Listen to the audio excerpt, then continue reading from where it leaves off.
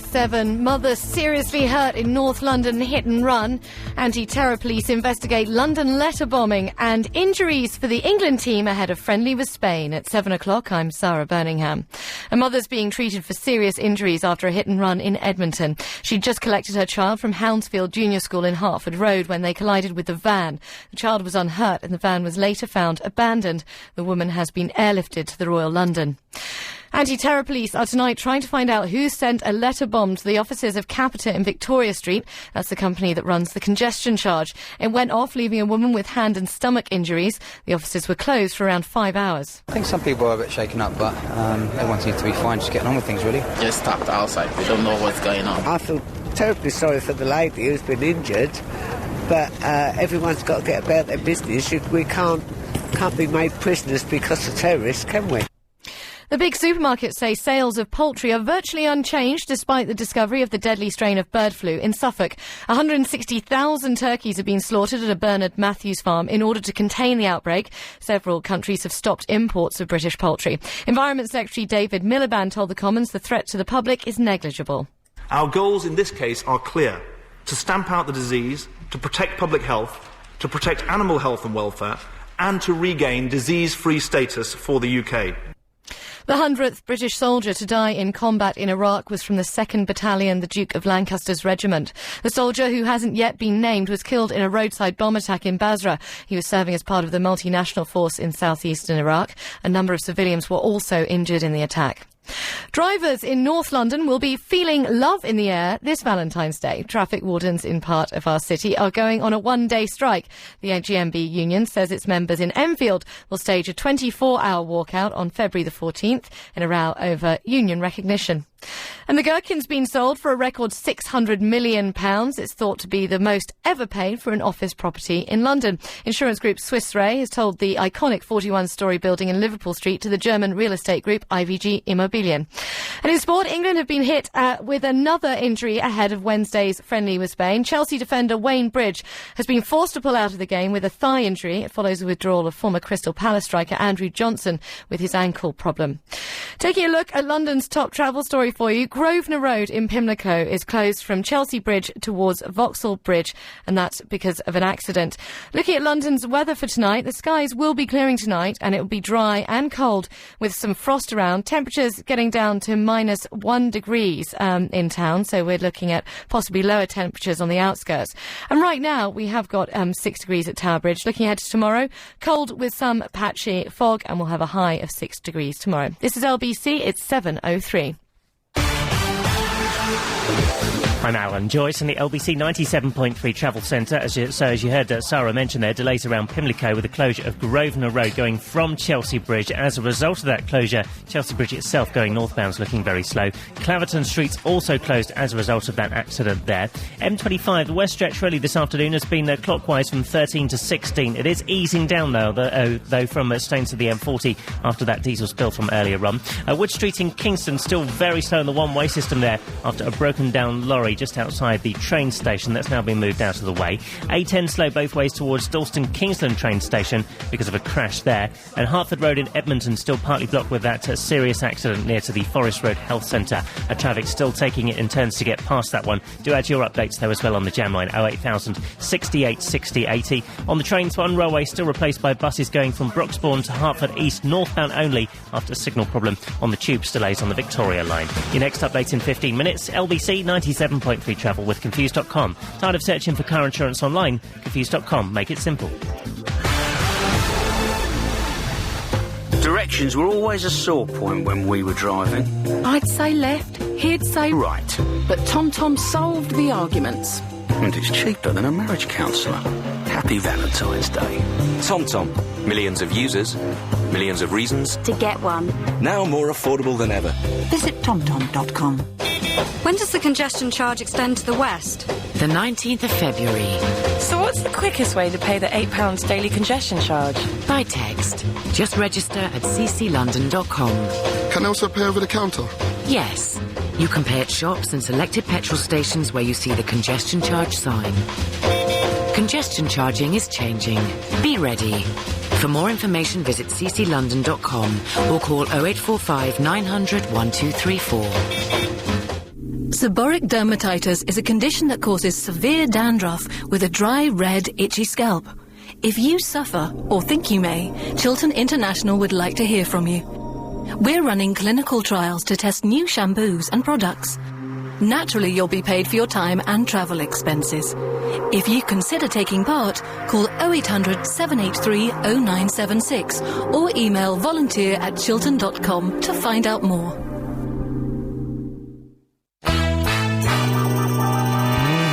LBC 97.3. Iain Lee's Good Evening. I've got piles. Just get rid of all the crap ones and keep all the good ones. Aruga. Yes, this has changed angle. There we go. Is that coming through? I can hear it in my head, so I guess it must be. Hello, it's Monday, which is, as we know, fantastic. Everything everything feels like it's just 6 inches further away than it should be. Now, I don't know if that's me shrinking or what, but we'll see. I need that because that's going to happen. It's Monday, the first 30 minutes of the show. Your call's going straight to air. 7:30, Peter Talk of the Monkeys is going to be on the phone, which is an excuse to play, well, a very short Monkey song and a slightly longer psychedelic Monkey song, which is groovy, Mama. He may take some phone calls, we'll see. We've only got him for 10 minutes or so I don't really want to share him with you, as they are my favourite band. So I will, we'll see what happens. Until then, line 1, you're on the wireless. Hi, it's Ollie here. Hello. Yeah. Well, you know someone yesterday in the, Straight to Air Wireless show? Yes. There was a guy called Graham. Graham, yes. Yeah, he was slagging off Ollie. He was slagging off what? Yeah, he was slagging off the name Ollie. Right. And, I don't think it was the name, I think it was a specific Ollie, wasn't it? Yeah, but I'd like to say something about Graham. He's a bottler. Okie dokie. He's a bottler. Okay, well, thank you for that. Yes, okay, well, it's a good start to the week. There we go. First one down, and it's a fruitcake. Line 2, you're on the wireless. Hi, Ian. Hi. What do you call a blind man with a lisp? Do you know what? I don't actually want to find out the answer to that question, but thank you very, very much. 4, you're on the wireless. Hello. Hi there. Hi, it's Anna. Hello, Anna. How are you? The air conditioning's very loud tonight. Should be quiet. Have a listen, Anna. See if you can hear this. Shh. Can you hear that? No. It's very noisy, and it's very cold, which means they've souped it up a little. Oh, there we go, and then you've souped me up a little bit. Shh, there we go. Can you hear that? Wow. Anyway, Anna, what can I do for you today? I don't know if you remember, but, Oh, I left my sandwich at home! I left my ploughman sandwich left over from last night. I've left it at home. Damn, never mind, I'm going to be hungry. Oh, well, these things happen. Sorry, Anna, yes? I don't know if you remember, but, you said that, I could have, What? a Status Quo, DVD. Yes? It hasn't arrived yet. What? Chris? You're in charge of sending out the Status Quo DVDs. What the hell has happened to it? I don't know. I'm sure we sent one out just before Christmas. They did all get sent out before Christmas. You didn't get it. Well, Chris, you have to buy Anna another one. Okay. Chris will buy you one and send it to you. Okay. So thank you, Anna. There we go. That's a shame. Well, give it another month. She might have forgotten about it by then. 3, you're on the wireless. Hi, Ian. I've got some more music to play. Fantastic. LBC 97.3. Iain Lee's Good Evening. Well, it's my music. 2870 And I've got something else. Yeah, well, I've got a better quality version of that song. Yeah, well, I've got more. What, are they just my clips, though? It's just... No, he's just playing my clips. Listen to my eye. Hang on. What are you doing to it? Listen, shh. No, it's not doing it now. It was popping earlier on. My eye was popping. Can you believe that? Let's go to line 8. You're on the wireless. Hello, it's John from Kent. Hello, John. Kent in Canterbury. I would love to phone you regarding police protection. You were laughing, then your life was in threat. Oh, you're the fellow that was going to give me police protection, was it? Yeah, and then I think you got call on Friday with your one black boy wanted to shoot you, and I don't remember having one black boy wanting to shoot me. He threatened you, remember? Oh, yeah, there was, yes, there was a threat, yes. And then I tried to phone you to get you the police protection. Yes. The only day I can't do is Thursday or Friday. They can't do Thursdays or Fridays. Well, now that you've given that on the wireless, maybe that's when I'm going to be most likely to be attacked. That's a good point, but... yeah, very good point. Protection is there for tonight. Okay. Tuesday and Wednesday. Lovely. My friend Copper... Yes? He does side business, but he will give you police protection. Well, what side business does he do? Lap dancing? No, police protection. I'm not going to go to the lap dancing club on Thursday. I'll bottle out of it. Okay, but if you need the protection, we can give it, yeah. Okay, well, thank you for that. What was your name again? John from Canterbury. John, okay, thank you. I'm not going to go to the lap dancing. I kind of bottled out of it. I forgot my sandwich, Ellen. It's in the fridge. Hell's teeth. 7, you're on the wireless. Globulous. Okay, well done. The kids are loving that. 5, you're on the wireless. Do you expect me to talk? Mr. Bond, I expect you to die. Well, that was rubbish. Yes, line 1. Hello. It's Graham, everyone's least favourite caller. Everyone's favourite caller, apparently, you know. You gave up your number last night, didn't you? And what a massive success it's been. How did it go? Lots of calls and a few too many threats, though. You know? Really? There's a surprise. A lot of threats, but I just want to say it's still up and running for a couple more days. Well, what's your phone number, then? The number, hang on, let me find it if you know, I've got it written down. Yeah, so the idea you've stolen from Verinda, yes? Yes, the idea I stole from Verinda. Yes. 0776... 0776... 836... 836... 0327. 032... We're talking about good times and good experience. So people can phone you up and talk to you about good times and good experiences. I'm also giving advice, but I will not be talking filth for... Okay. Can I just say, if anyone does phone up Graham, it is completely not... Completely backed by Iain Lee's wireless show, and if anything bad happens, then it all comes down on him. Right, cutting you off now. It's completely independent from LBC 97.3. Anything that is said or done or suggested... I know he was asking for people's credit card details last night. Nothing to do with us. Line 5, you're on the wireless. James, well... Did you get my MP3? No, I didn't get your MP3. I sent it to you yesterday. Oh, I might have deleted it. Send it again. Oh, right, we did get it, and Chris was going to put it on the computer, and we forgot, and then we deleted it. Oh, well, I'll send it again. Okay, thanks. All right, James Whale. Yeah, a little half-hearted James Whale at the end. Yes, line 10. Hello, line 10, it's Dion. No, you're line 10, and you're Dion. Yeah. It's a heavy concept, man, but you're two things at once. Yeah, you're right, mate. Yes. Yeah. Yes. I've been banned off. Banned off? LBC. You've been banned off? Yeah. Why is that, then? They haven't took my calls all day. Well, it doesn't mean you've been banned off. It could be just that, you know, they're very, very busy. Who are you trying to get through to? Everybody. Yeah, they've been very, very busy today. Yeah, I think it was I had to go with a gay bloke last night. You went with a gay bloke last night? No, don't be stupid, Ian. No, you wouldn't want to touch that. No. I had to go with Bill. I've been curious. So you had a go at Bill? I had to go at Bill, Is he gay? They cut my line off. Oh, what did you do? What did you say to everyone's favourite, Bill Buckley? Yeah. Yeah. I said you don't let straight people on your line. You don't let straight people on? Yeah. You said that to Bill? And he Yum, took yum, abuse. yum, up your bum. Sorry? He took abuse. Yum, yum, yum, up your bum. Yes. Well, I went back to work today. Oh, dear God. You having a laugh, yeah? Yeah, I'm having a good old laugh here, yes. You went back to work? Good. Yes, it's good. Did you? I was bored, so you were bored, so rang him up. you were bored, so you went back to work? No, I went back to work this morning. Can you hear the air conditioning? It's very noisy, the aircon. I might... I don't know, is it? Have a listen. See, that's noisy. Yeah, I can hear the fan. Yeah, it was the air conditioning, yeah. And it's very cold, I think that's... Yeah, you got a fan going. The air conditioning, yeah. Yeah. Yeah. Yeah. Yeah. But no, I just told him he was a bit camp and all that. Yes, I don't know where you get that impression from. Yum, yum, yum, up your bum. It's time now to get the latest LBC 97.3 travel news. It's Alan Joyce. And if you're heading into Pimlico, we're looking at delays on Grosvenor... 6 are on the wireless.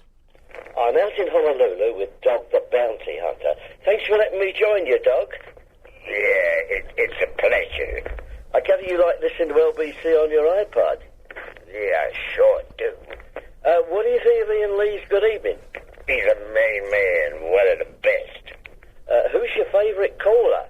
I just love Ian's mum. I think she's fantastic. What?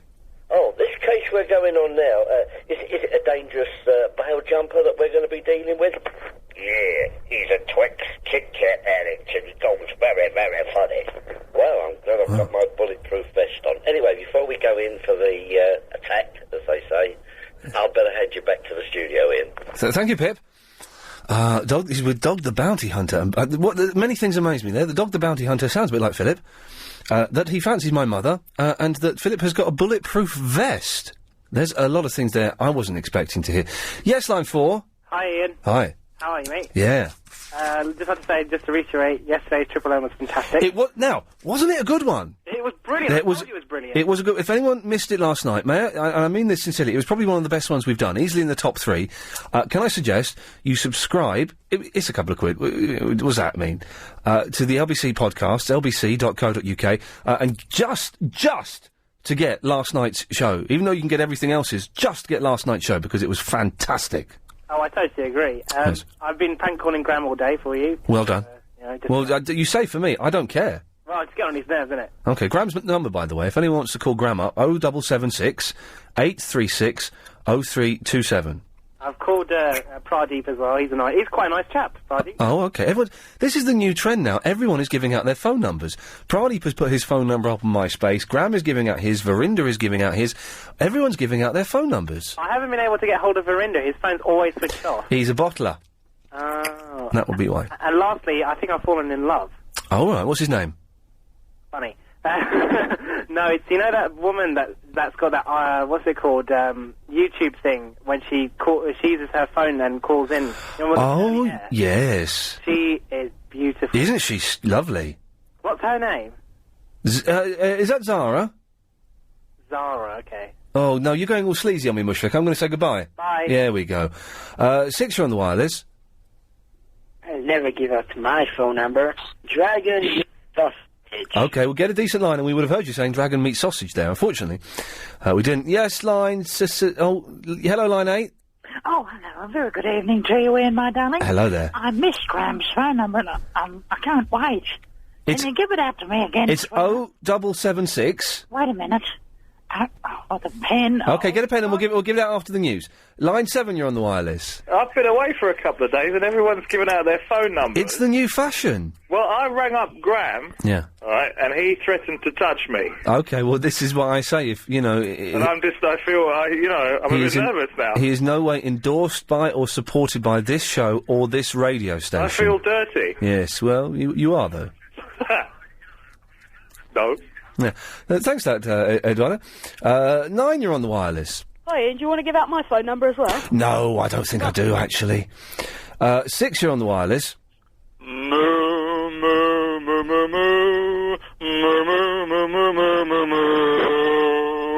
There we go, lovely. Line 9, you're on the wireless. Call G-Man's hotline on No. 999. Yes, no, OK, right. I don't want any more phone numbers to be given out, OK? We've given out Vinny's, we've given out Graham's, that's it. And I've had people posting phone numbers on my MySpace page. Don't, because I'll block you. Because we're asking for someone to get murdered this way. Someone will die, and the finger will point at me, and I ain't doing time for no one's crime. Line 8, you're on the wireless. Hello, Ian? Yes. Hello, you muppet. Yes. This is Fergus. You know who I am. Sorry? You know who I am. Don't say sorry. What are you sorry for? Oh, you're that idiot. I can't be bothered to talk to you today, Peter. I'll give out your number quite happily. Line 7, you're on the wireless. Hello, Ian. Hello. Hello, mate. Quick question for you. I asked you this in MySpace as well. Yes. Number 1, did you watch Ghostbusters 2 when I told you it was on Sky? No, I didn't. Oh, mate, it was good. It's a good film. I got it on DVD now. Have you? Yeah, some people gave it to me as a present. Well, I actually like Sky Plus, so I can watch it as well. Lovely. Anyway, second question. Yes. On your YouTube, right? Yes. Is that Mad Frankie Fraser? It is Mad Frankie Fraser, yes. I thought so, and I thought, oh my God, what's he doing? Well, it says it's Mad Frankie Fraser at the end, doesn't it? And it says it in the... It says it in the text at the side that obviously no one bothers to read. That's basically, if you go to my YouTube page, youtube.com/The Real Iain Lee, the new Vox Pop is me doing some Vox Pops, and one of the people being Vox Popped is Mad Frankie Fraser. Mate, it was funny, though. It was good. He was a nice bloke. Well, I say he was a nice bloke. He was nice to me. He wasn't nice in the 50s, but there you go. Well, anyway, I'm hoping that you'll reply to my MySpace messages from now on. Well, no, I probably won't, because I've got too many people messaging me on the MySpace. Peter Talk's coming up after 7:30, so that's going to be cool. If you've got any questions for the monkey, then, well, don't phone now, actually, because it'll get confusing. Line 4, you're on the wireless. Oh, Iain, when will you wash your trousers for me? I love you, Iain. I love you too, man. I ain't washing my trousers for you, though. 6, you're on the wireless. Yeah, hi there, Iain. How are you doing? Yeah, I'm good. Yeah, just a quick question. I was thinking about this. If I'm travelling in the Eurostar at 100 miles per hour and I throw a ball up, would it fall into my hand?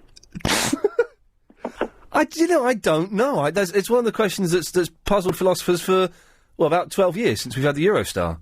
Okay, could I leave it with your listeners, please? Okay, if anyone knows the answer to that, then 0870 90 90 973. Yes, line 10. Can you just tell Gary Parker to go away?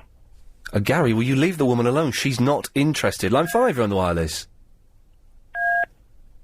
What? Hello? Hello? Hello? Hello? Hello, it's Wayne. Hello, Rain? Yes, hello? Rain or Wayne? Wayne. Rain? Yeah. Okay, hello, Rain. Hello, good evening. Good evening. Oh, yeah, good. We do that, don't we? Good evening.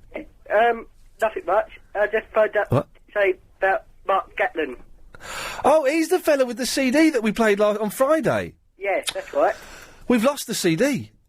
Oh. Chris left it... I blame it on Chris. But your responsibility, surely, Chris. What? Yeah. Chris left it lying around, and I think someone's nicked it. In the studio? No. Yeah, someone's nicked it.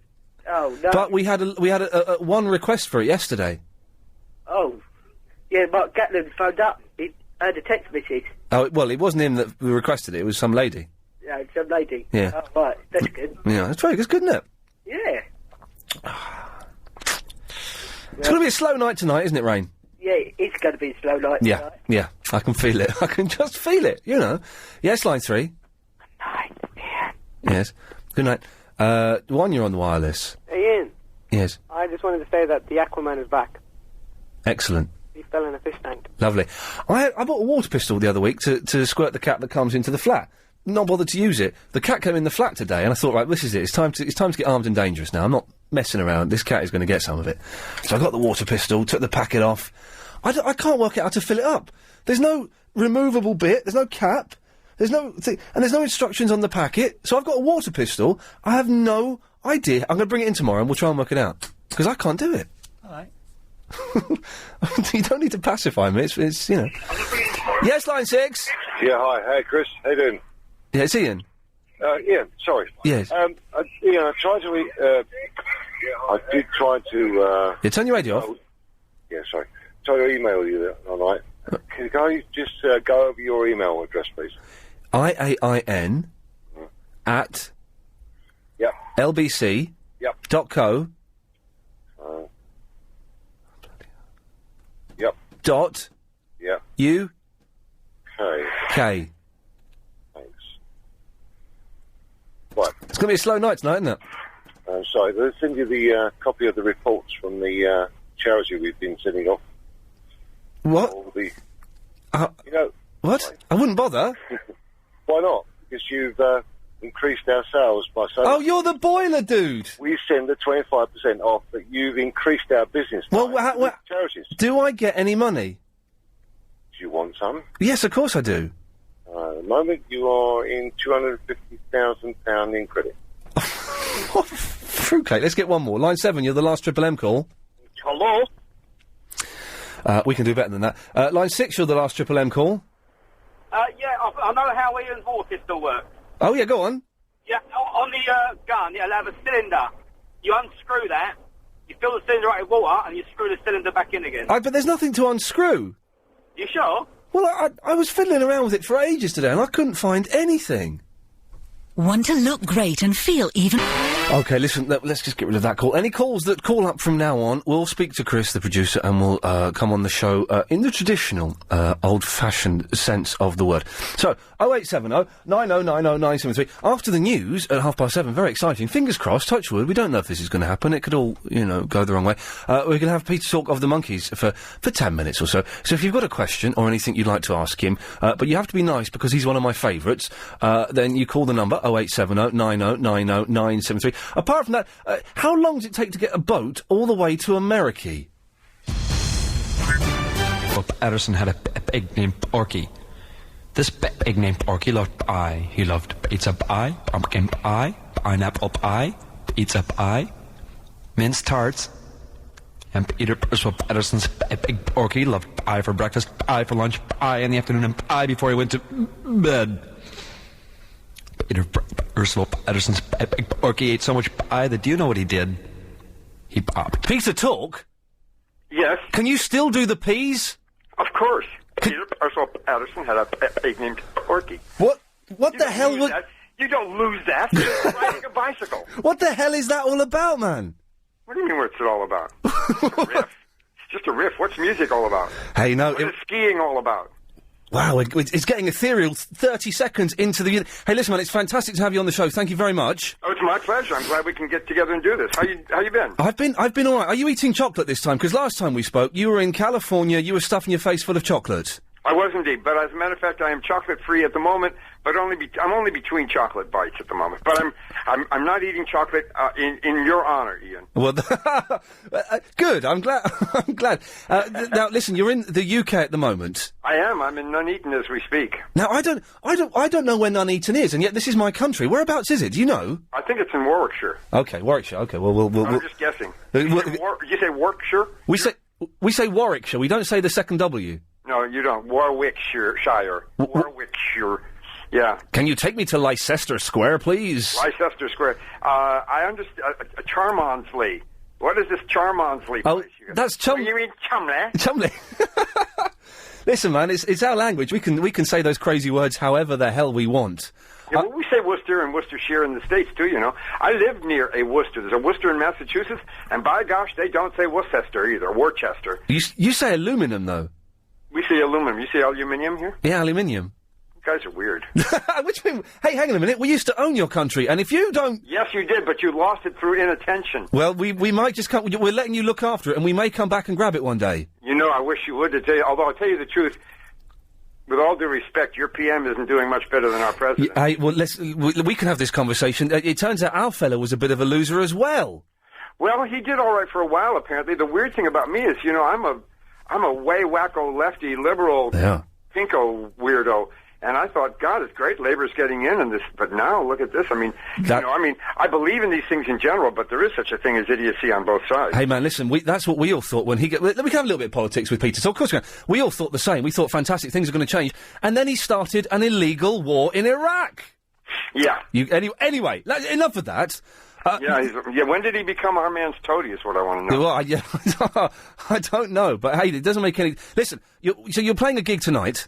Yes, we are. We're here in the UK in pursuit of the almighty pound, which is certainly mightier than our almighty, formerly almighty dollar, in hopes of selling lots and lots of our new CD, Cambria Hotel, Peter Tork and Shoesway Blues. Look up petertork.com or shoeswayblues.com and get a copy, or Amazon or eBay or something, or what? No, not on eBay, because you won't get any money from it on the eBay. No, not eBay. CD Baby. CD Baby? Yeah. Okay. Peter, you're starting to sound desperate. You must be rolling in cash. No, I'm sitting in front of a bar and a half of fire trying to keep warm while I chat with you, Ian. I saw you on those reunion tours, though, man. You must have been raking it in those places you were playing. What's your point? I'm saying, how's it going over here? The truth is, what really happened is that those reunion tours allowed me to park away enough against emergencies that I didn't do the first time. Yeah. So it all balances out, kind of. Well, that's cool. We're glad to hear that. Now, this is the third. Is it the third night of the tour? Fourth night? Third performance, third evening of performance, or third occasion of performance. We had a day off. Thank goodness. And And it's of 11 days or something like that. We're going for like 7 days straight after this. How has it been going? Have you been getting audiences, and has it been going down well? It's been going both ways. We started off at this funky little club way the heck out. We drove down this tiny little road, and we were just barely getting by the hedges on either side. And then the sign said "Road Narrows," and then we went into this fantastic little town in East Paul. In Devon. In Devon, okay. Well, that is far away, yes. Yeah, and this little tiny bar, and they had a little performance hall, and they crammed it. Must have been 400 people or something Fantastic. like that. And they loved us to death. And then we played Butlins, and they didn't understand us at all. Oh, that was the TV, the 60s festival thing, was it? Yeah, and the thing is, I mean, we play monkey tunes here. We love to play the monkey tunes. They're good music. We don't have a problem with that. But it's not all we do. I mean, and they knew it, too. They knew it going in. We're a blues-based band, if not sometimes a pure blues band, and sometimes blues influenced or something. But what we love is the blues, and one of the reasons that we do some of the monkey tunes we do is that they're blues-based. And, I mean, aside from the obvious fact that it's me and I have to kind of in a way. But we also do enjoy them. So... we play, maybe a half a dozen Monkees songs or something, and we played one song that wasn't there, and I guess the bars opened upstairs or something because they... No! I saw this for a pack of crackers. No! Hey, well, listen, you're playing in London on Saturday at the 100 Club. Yes, we are. I'm there, man. I've got tickets. I'm coming. I can't wait to see you. It'd be good to see what kind of a face that is attached to this voice I've been talking with. It's a very handsome face. I'll be the judge of that. Yes, I think you might be. So you're at the 100 Club on Saturday, which is in Oxford Street, I think, so people can get tickets. I think there might be a couple of tickets still left. Peter, we've got Arab on the line. He's got a question for you. Arab, what do you want to say to Peter Talk? It's a pleasure, Peter. Thank you, Arab. Yeah. You know that song you wrote? Which one? I wrote 4. Yeah, what was one of them? Hey, Rab, come on. No. I'm speaking to a celebrity here, Bob. I've gone blank. Yeah, you're putting me on. Do you mean Can You Dig It? Because we're going to play that in a minute. No, that one. The other one. I've got it written down. I'm going to sing it. Do I have to do this all over again? That's a long title. Yeah. Can You Dig It? And, those are the 2 that I wrote for the Monkey movie. Pete's Sake is the one that they used to close the TV show for a while. For Pete's sake, now there's a tune. Arab seems to have dropped off the line, Peter. I don't know what the hell was going on there. It's probably all for the better, Ian. I think he was living the 60s dream in more ways than one. You know what I think he was doing was he was having us on. He was imitating the young ones. Yes, that could be it. That could be it. Because this is the person I thought you were talking to. Is that your English accent? No, it's about 4 of them rolled into one. I can't keep them straight. I can do them, but I can't keep them straight. Hey, listen, so you're over here, you're playing quite a few dates. Is this the first time you've toured on your own? I know you've done individual dates over here. I have. I was here a few years ago in duo with my partner and friend James Lee Stanley. Yeah. But this is the first time I've been over here, either, if you might say, on my own or with my own band, yeah. And do you miss playing with the Monkees? I mean, it's the 40th anniversary, or it was last year. Are you ever going to get back together again, or is that it now? It looks poor. Right. I would say. But do I miss it? Sometimes I miss it. There's aspects to it that I love, but and every place has its payoff and its price. Yeah. As I say. But this is what I really enjoy doing. Yeah. Who's that whispering in the background? My manager is trying to goad me into remembering things that I'm supposed to be telling you. Right, you've got a minute. What are the facts what are the things you're selling here today, Peter? Come on, let's do it now. You've already heard everything I'm selling. We're selling the Cambria Hotel CD. Yep. But she wanted me to remind you that a group called Double Band Films is putting out a documentary that will be shown on BBC4 in March, I think. About you? On the Monkees and us. Oh, really? So you'll get a glimpse of Shoe Suede Blues if you miss us at the 100 Club. And is there a DVD of Shoe Suede Blues as well, or did I dream that? No, there's no DVD at the moment. We're working on it, and it could happen any time, but not yet. Okay, listen, so petertalk.com. Yeah. ShoeSuedeBlues.com. ShoeSuedeBlues.com. Yep. The 100 Club this Saturday. Yeah, if you don't come to any other place. So We're actually all over. See if you can't get a gander at where we are, you Mr. and Mrs. Great Britain. Well, hang on, you're playing in Scotland, Nuneaton, Falmouth, Liverpool. You're playing the Cavern Club. Wow, cool. We are. Can you believe that? Isn't that a blast? A monkey in the place where the Beatles started. That's you got it. That's a perverse twist of fate. Yeah, or vice versa. Hey, Peter, listen, thank you so much for coming on. Thanks, Ian. Have a superb show tonight, and if I get the chance, I'll come and say hello on Saturday, but I'm sure you'll be swamped by fans. Well, I'll kill a fan if it means that I have to get to talk to you. I'm going to see Peter Talk kill a fan on Saturday night. Peter, listen, man, thanks a lot. Have a fantastic night. Thanks, Ian. Thanks for the talk and the time. Cheers. Bye-bye. Goodbye.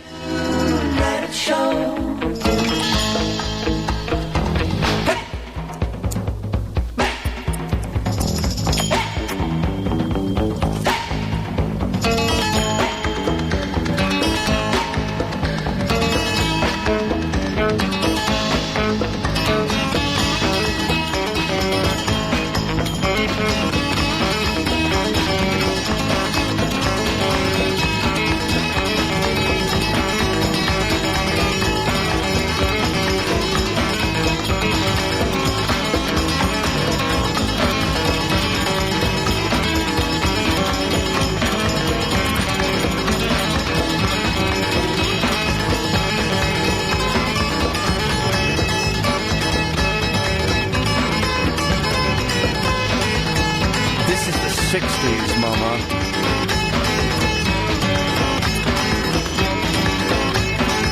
Oh, I love it.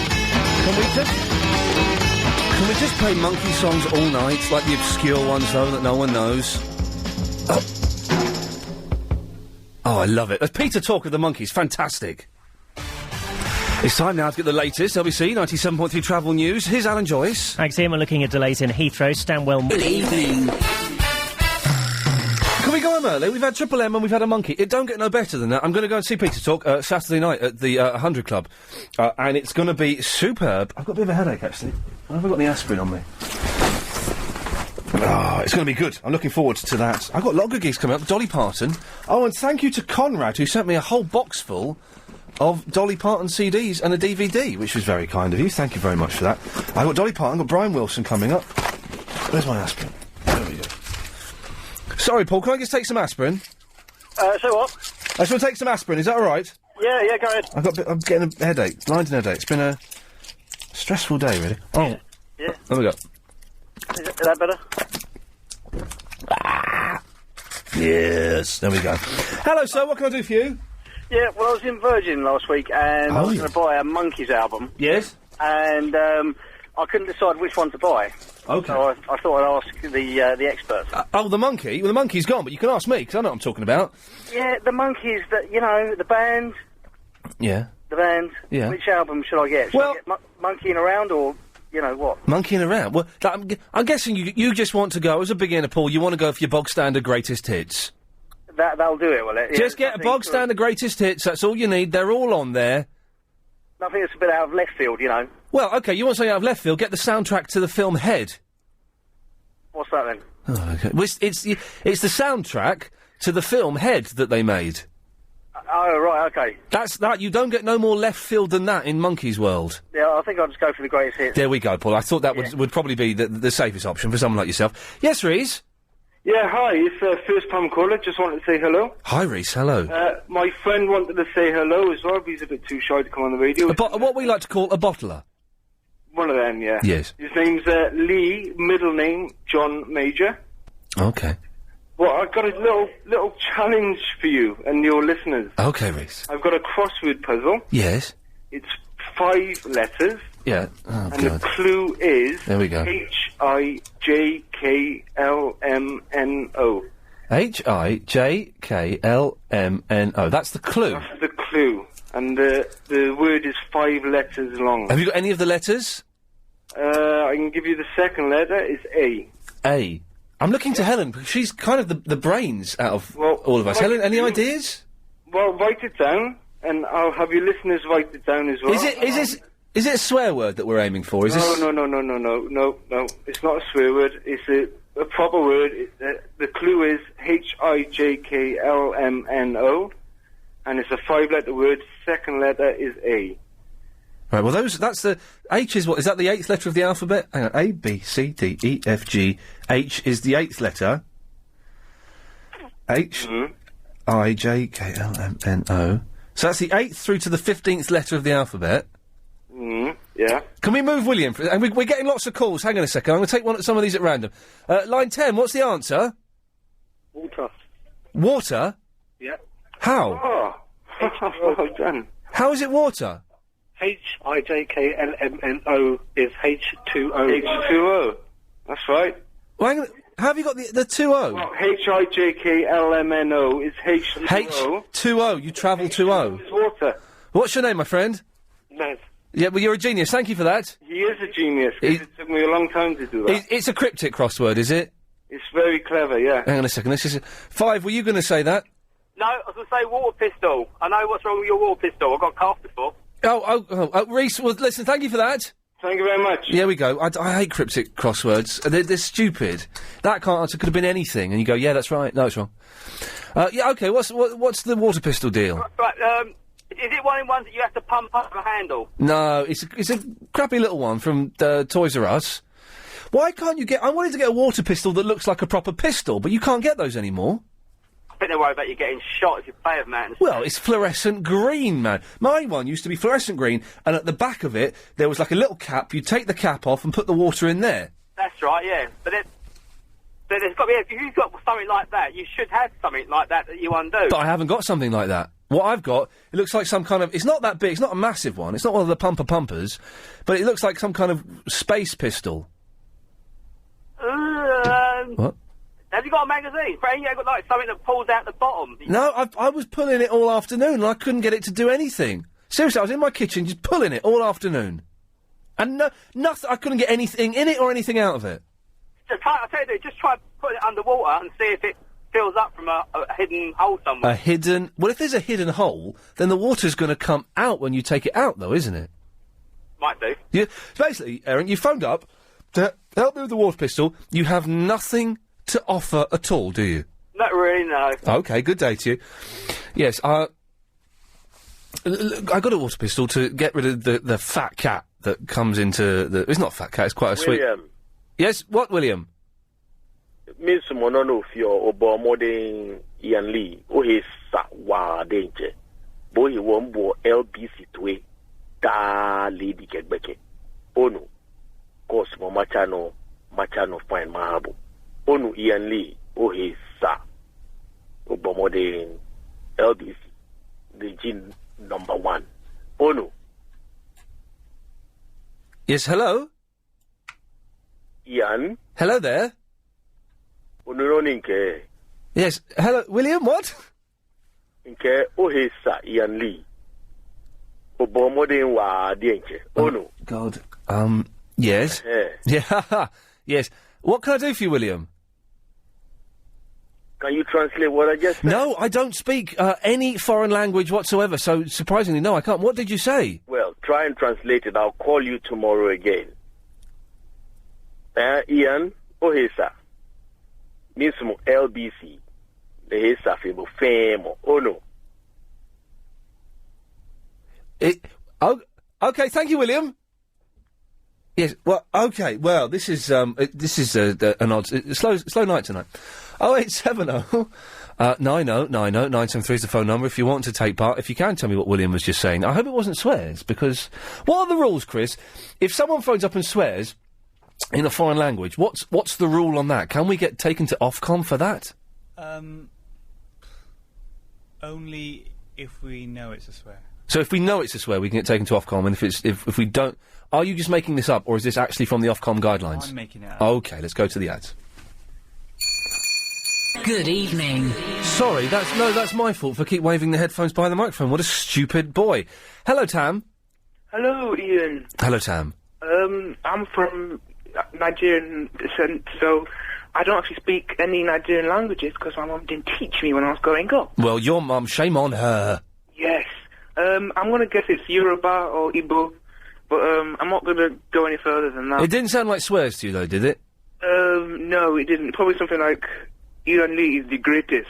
Yes, I imagine. Yes, no, yeah, something like that. Oh, hang on, I've got to take this call. Hello, is that Bob? Yes, hello. What are you being done by Ofcom for? No, no. This is Clive Ball's producer, crazy. Not being done by anything, sir. Bob. Are you Boss. sure? Yeah, no. What was that conversation then you were having just before that very rapidly played ad break? No. What? Now, okay. You can possibly... Oh, hell's teeth. You can possibly answer this. All right, okay, go on. Sir, Bob. If someone phones up and swears in a foreign language... All right, yeah. Can we get in trouble with Ofcom? No. Well, Tam, don't be rude, but Bob probably knows it a little bit better than you do. Sorry, Tam, unless you've been producing radio shows for the last 15 years. I don't know, have you? No. Okay, we'll stick with Bob then. I think sort of maybe slightly, but it will probably be all right. Now, I'll ask you the... How is that any better than mine? You've got a point. I'm going to ask you the question that I asked my producer, Chris. Is that from the official Ofcom guidebook, or are you making that up? That's paragraph 2, section 4 on page 52. He's good. You can't mess it. Okay, well, we just wanted to check because we had someone phoning up in what we think may have been a Nigerian language, saying something, and we don't know if it was swears or if it was niceties or what. So I don't. I think as long as you say, apologies for any offence. And all of that sort of stuff, then, Oh, no, I'm not apologetic, though. No, not at all, no. Well, no, you're not. No, but then you might get, might get into trouble. Oh, yeah, sorry, yes. No, I am very apologetic. If anyone was offended by that, of course I'm sorry, yes. Well, that's fine, then. There you are. We're covered. Thank you, Bob. All right, bye. Yeah, thanks. Bye, Bob. It's because they got the speakers downstairs, Tam, which means that him and Clive are listening to the show. And now Bob's not just Clive's producer, he's management.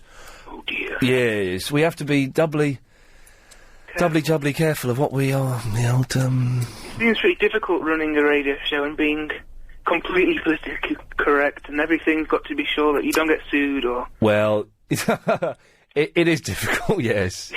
And sometimes we don't get it right, but... basically what I wanted to phone in... Yes, by the way, Clive Bull is on at 10 o'clock, if anyone had forgotten that. Very nice guy. Very nice guy. Very nice. Excellent show. Sundays, Triple M, absolute comic genius. I was in bed trying to get to sleep, laughing my head off. There were some good bits, and it wasn't the thing. When you got the 4 people, it wasn't down to me. We had Bruce and Habiba and Maureen and somebody else all having an argument. It was fantastic. Rolanda sounds pretty sexy, actually. Who does, Maureen? You know the one when Bruce said you're a fat, hairy, Yes. Okay. Yes. Steady on. Woman. Yes. And she was going, no, I'm not actually. Yes. I'm mixed. That's Habiba. Habiba is a delightful-looking woman. I've seen pictures of her. She sounded delightful. Tam, we've got to go.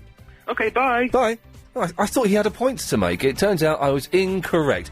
0870 9090 973 is the phone number. Whether you have a point or not, we'd like to talk to you, innit? I would have said Jaguar. But who was just doing the news now? Was it Sarah? She said Jaguar. Jaguar. You said Jaguar, wouldn't you? Jaguar, I think, is an Americanism. Getting in practice, I suppose. I don't know. 0870 9090 973 is the phone number. Here till 10 o'clock, then Clive Bull's on at 10, so that's all cool. We had someone phoning up speaking a foreign language. I'm not even sure what the language was or what he said. If it was swears, I can only apologise. Well, I'm sure it wasn't. He sounded like a nice chap. He sounded like a nice chap. Well, the last night's Triple M, we had so many fruitcakes phoning, and you just don't know who's what's what. We should be having a snack at 7 minutes past 8. I forgot my sandwich. I don't know if I'm going to make it tonight. I'm starving already. 0870 9090 973. I'm going to bring my water pistol in tomorrow, and we'll try and work out how to fill it. And also, Chris wants to go to America, but he doesn't want to pay the airfare. So what's your theory, Chris, on getting there cheaply? Well, if I could go on a cruise boat. Go on like a cruise boat. But I think a cruise boat would be more expensive than an airplane, and it would take... I think it takes like about a month to get there, doesn't it? No, it's like 2 or 3 days, max. James Max? No. Yeah. Is that you? I think surely a boat to America it's going to be. You're looking at 3 weeks, aren't you? To go because but there's so much stuff. I don't know. I'd have thought so. Depends if you've got the wind. The wind blowing in the sails. I don't know if you can get boats to America anymore. I don't think they do it anymore. Because they're called cruise ships. But to America though, and also you're paying a cruise ship is that's about $1,000 a week or something, isn't it? Yeah.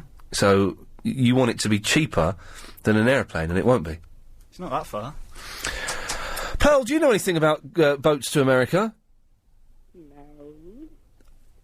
Okay.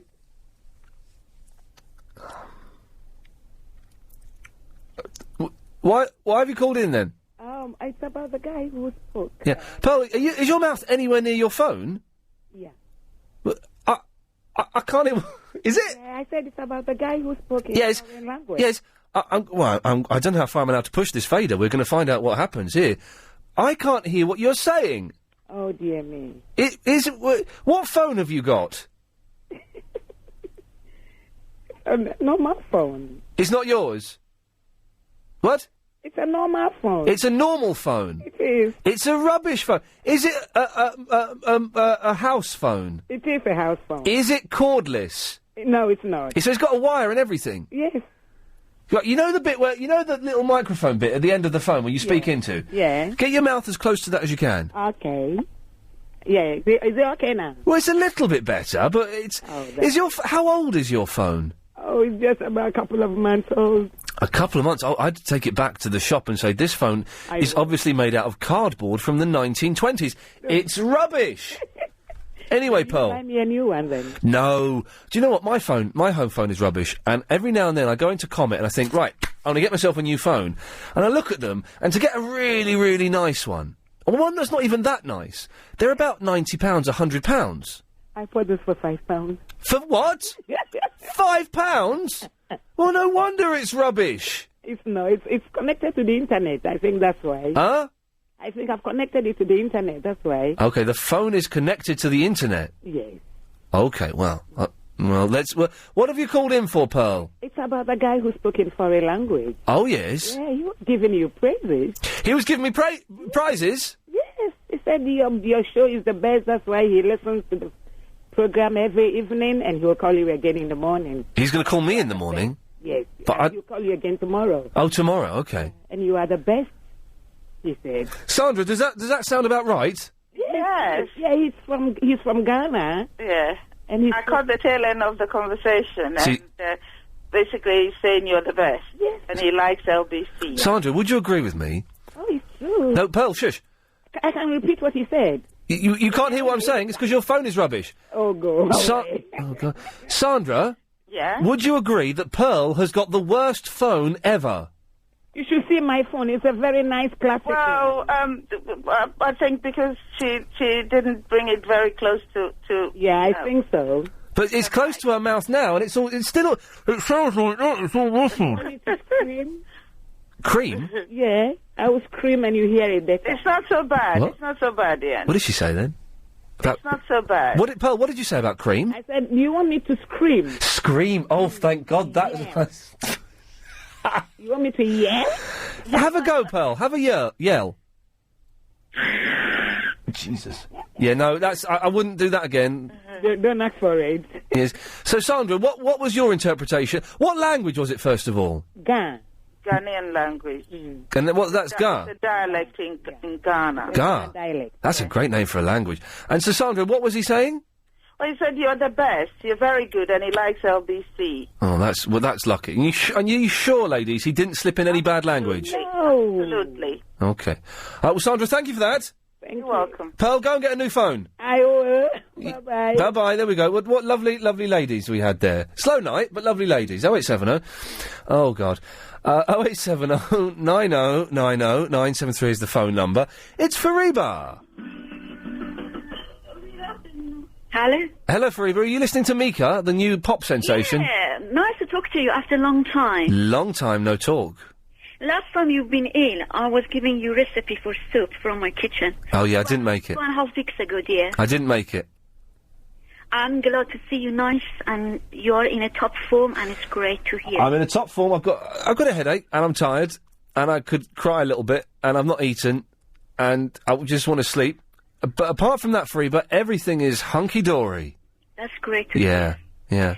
I just want going to ask you, dear Iain, that is it possible once a month is it possible, Your Honor, if you can allow me, let me have maybe 2 minutes on Friday, something called Fariba on Friday, to give my recipe for fruit juice. Fariba fruit juice. Well, so hang on, let me get this right. You want to do a thing once a month called Fariba on Friday. Just 2 minutes. 2 minutes long, and you do a recipe for what was it?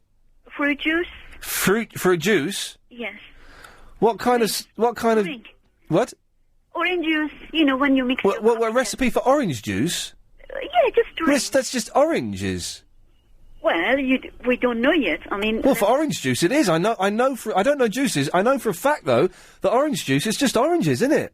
Yes, but you still don't know what I'm going to mix. Nice, healthy juice. You don't know yet. Okay, I tell you what. Shall we have a little practice now?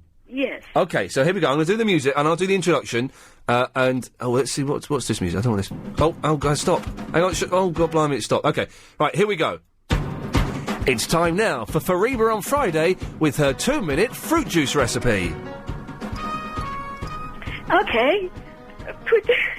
Come on, you just got to me. That's not fair. This is just not fair.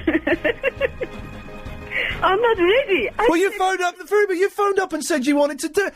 You can't have the idea and not have a vague inkling of what you might say. Sorry, dear Ian. I just want to come on there and say hello after nearly 2 Fariba, stay there. Victoria? Oh, hello.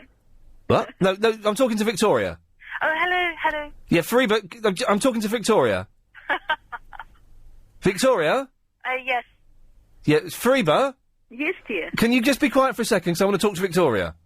Okay. Okay, Victoria. Yes. Fariba, shush! She's not talking. Who's this? This is Victoria. But you sound like Fariba. Oh, no, I'm not. Okay. Well, Victoria, could you do a fruit juice recipe for us? Yes. Squeeze 2 oranges. Well, hang on a minute. Hang on a minute. Let's do the music. It's time now for Fariba on Friday with Victoria doing a fruit juice recipe. Okay, this is Fariba's fruit juice recipe. Squeeze 2 oranges, put a little lemon in. You grind the zest of the lemon and put a little lemon zest in the top of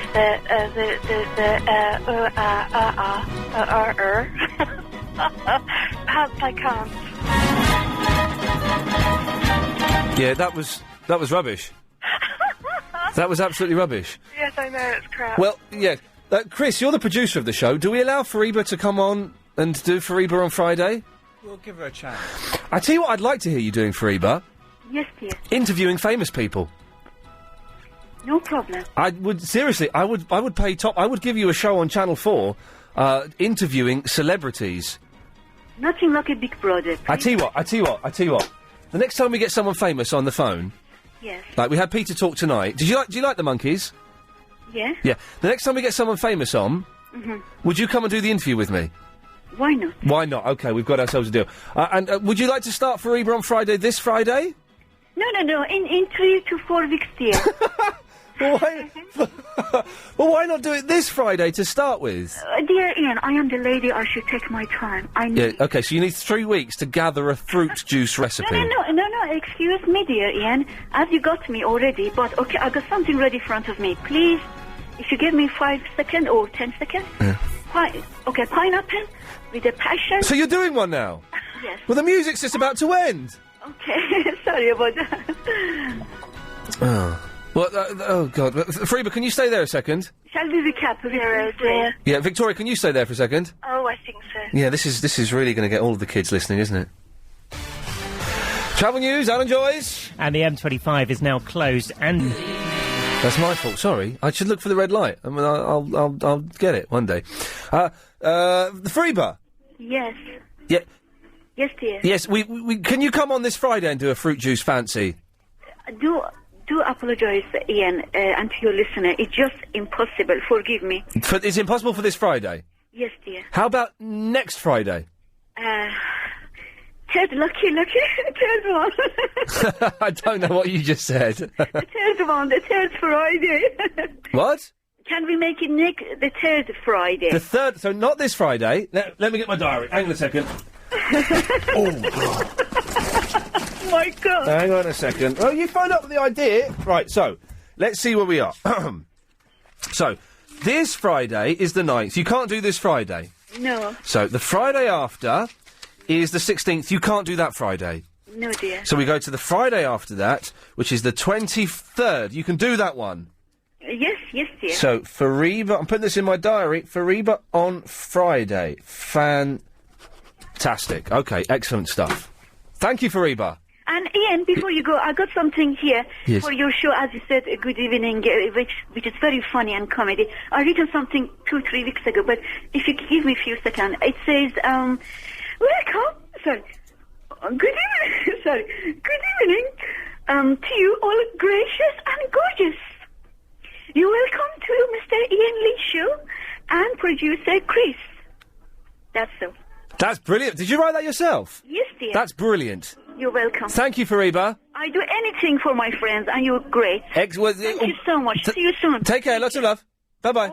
Yes, bye-bye. She's not coming in for the thing. She's going to do it on the phone, isn't she? Did I make that clear or not? No, I didn't, did I? Oh, hell's teeth. Where's that woman gone? Victoria, she's disappeared. Just dropped off. Okay, well, then, I guess some people do. 0870 90 90 973. Tony! Good afternoon. Good evening. Good evening. Cheap flights to America. Yes? Can I give you a name of a company? What company is it? Premier Travel in Sydenham. Right, is this your travel agents? Yes. Oh, well, you can't just phone up and give us a... Oh, come on. Listen, I'm on the way to the airport tomorrow. Well, hopefully tomorrow. Okay, listen, I want to go... cheap flight. I want to go to the Maldives before they sink. How much? When for? What month? July. For you, with a special deal for you. Well, very good deal. Well, what's come on, don't... Well, for a week? Is it for a week? I want to go to Suniva Fushi. Yeah. In the Maldives for 2 weeks. Well, I'll tell you what, if you give me your number, I'll give you the best quote tomorrow morning. Well, you say best quote. These holidays cost thousands. Oh, well, they do, but we could. There's ways of us getting you a great deal. How do travel agents get cheaper deals then? Well, we get cheaper deals because we got travel clubs and stuff. Wow. We can go through, Well, but we can get you special deals. Well, discount airfares and stuff like that. Tony, send me an email. I will. Good lad, send me an email and we'll have a chat. Now, what we really want to know, though, the important thing, not apart from me touting to try and get a cheap holiday, is Chris wants to go to New York. He doesn't want to fly. He wants to get a cruise or a boat over there because it'll be cheaper, he reckons. No, it wouldn't be cheaper. No, unless he stows away in one of the boxes, it's not going to be cheaper. You don't still get boats to America, though, do you? You could probably get cargo ships, but they wouldn't take 2 or 3 days. You can actually Southampton.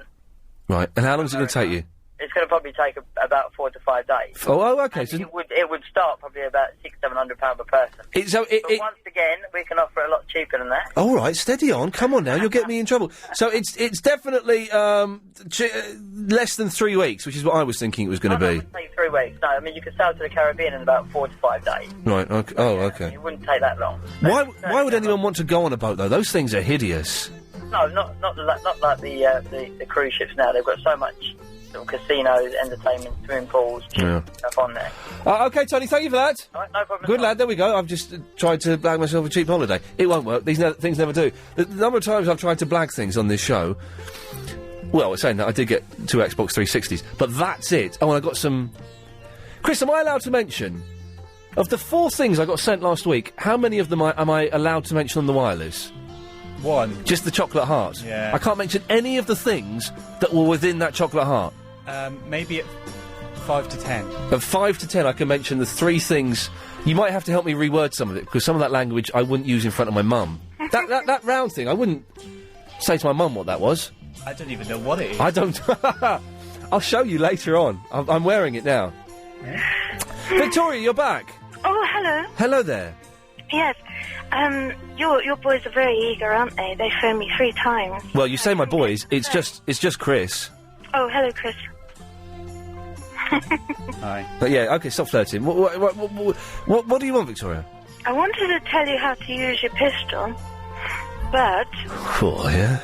I don't understand why you haven't just had a fiddle and worked it out yourself. Well, I did have a little fiddle around with it earlier on today, and I couldn't. Water pistol technology has advanced a long way since I was a young man. Yes, but obviously not yours. Sorry? Obviously, you don't have a technologically advanced pistol. Well, it's more technologically advanced than my old one, in as much as I can't find the little cap that you pull off to put the water in. Okay, well, don't worry about that. Okay. What you need to do is fill your sink up. Yes. Water. Enough water so you can hold the back of the pistol. You know, the little kind of pump action little thingy you hold on to. The trigger, yes. Yeah. Yes. So you can hold that right down at the bottom of the sink. Yes. So the nozzle goes up and is still under the water. Right. Fill it up enough, yeah? Yes. And then you stick the nozzle out into the air and you pull the trigger Yes. so you get air into the pistol. Yeah. And then you hold it under the water Yeah. and fill the pistol up with water. How do you know this? And then you push the gun up into the air again. So you fill it up with air again, and you keep doing that until the gun is full. How do you know this? Squirt your little what's-it of a cap. Yes. We'll try a third time. If I don't get an answer to this one, we'll leave it. How do you know this? I don't know. I think I just kind of dreamt it up, really.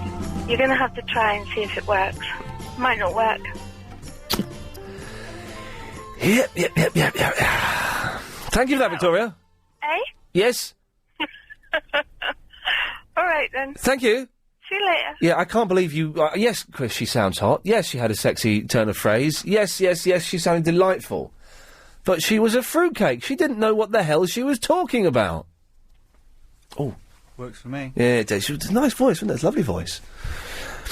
Like a sexy Fariba. Yeah. 08709090973 is the phone number. We'll start talking about something in a minute. Rob! Hello. Hello, Rob. I've got a solution for your water pistol. Good lad, bring it on. I don't think I want to bring it on because I'd rather hear that again. Yeah, do you know what? I shouldn't have cut her off, actually, because I could have listened to her voice all evening. Yeah. But you know what they say, though? A sexy voice... Ugly lady. Oh, no. You know, I've had it's experience. always. We've all had experience, haven't we? Of hearing voices, they're meeting the people and going, "Ugh! Geez, you do not. You know, you've got to be careful with those kind of things. You've got to do a comic getaway. Well, Yeah. listen, is this for cat control? Yes, this is the cat control. Yes, the cat was in the flat again today. Right. Solution. Yes. Forget the water pistol. Bin it. Yeah. What you need is a mister. A what? A mister. You know those little water bottles with a trigger and they go around squirting tropical plants with it? Well, you can put them onto jet. Oh, They're really good. Yes. And they're cheaper than water pistols. But the thing is, I need it to fire quite some distance. Yeah, it'll go further than that little squirty thing. Yeah. Yeah, and they're really good. I tried a water pistol, and the cat I was trying to get out just rolled over and, looked at me with disdain. As soon as I brought the big guns out in the way of a mister, gone, never to be seen again. My cat was playing with a ball. I've never seen her playing with a ball, and she was playing with a ball this weekend. It was the most wonderful... I'm going to sound like a big old queen now. It was the most wonderful thing to see, was her going mental playing with this tiny little ball. Yeah, they're fantastic, aren't they? Except it kept getting stuck under the telly. And the 8th time it got stuck under there, I said, you shouldn't have put it there. You want to get it, you get it yourself. I'm not crawling under there and getting it again. Don't be nasty. But you have to move, you have to lift up the whole TV stand, and 8 times I did it, man. It's only a little lie. Yeah. Getting enjoyment from it. Well, please. yes, thank you, Rob. I'm not, yes. Pete? Ian, Yes? first of all, the M25 is not closed, 25 to 24. Okay, don't care. Well, no, because people like me listen to your traffic. Oh, was that Alan Joy saying that? And we divert off because of it. He's doing that just so he's got an easy journey home. Don't listen to a word he says, it's all lies. Yeah, the accident is on top of the M25 at junction 24. Right. A little bit boring so far, Pete. Well, it's for you, but not for us. Well... Tell him not to give out false information. Listen, I detect there's an air of tension and you want to give Alan Joyce a bit of a kicking. Is that what you're saying? Well, yeah, because I'm hungry and we haven't eaten yet, Ian. All right, listen, hey, listen, man, calm down. It's not my problem. No, the food is because you booked it at 7 minutes past 8 and you still haven't done it. I know, I forgot. I left my sandwich at home. Oh, my God. Yeah. Anyway, Pete, what do you want? We've got 10 seconds now. Oh, well, that was it, mate. I just wanted me little rant about the traffic. Okay, there's your rant.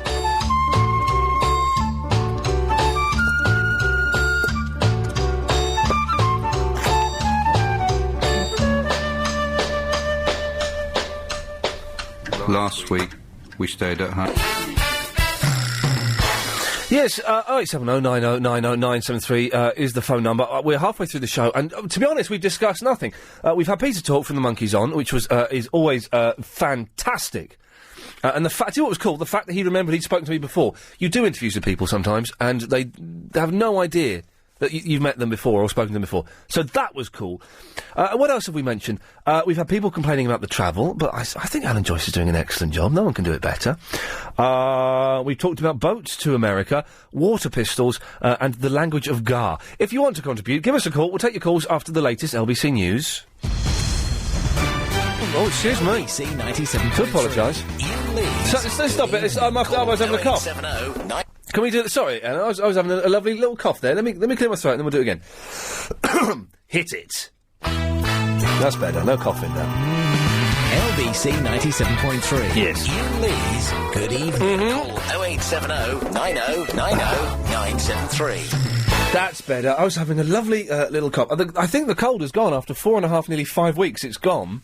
But I'm still blowing my nose a bit, but I think that might be just psychosomatic now. I don't think it's a genuine blowing the nose. I think I'm addicted to blowing my nose. Do you know what I mean, G-Man? No, not really, Well, I'll try and explain it better.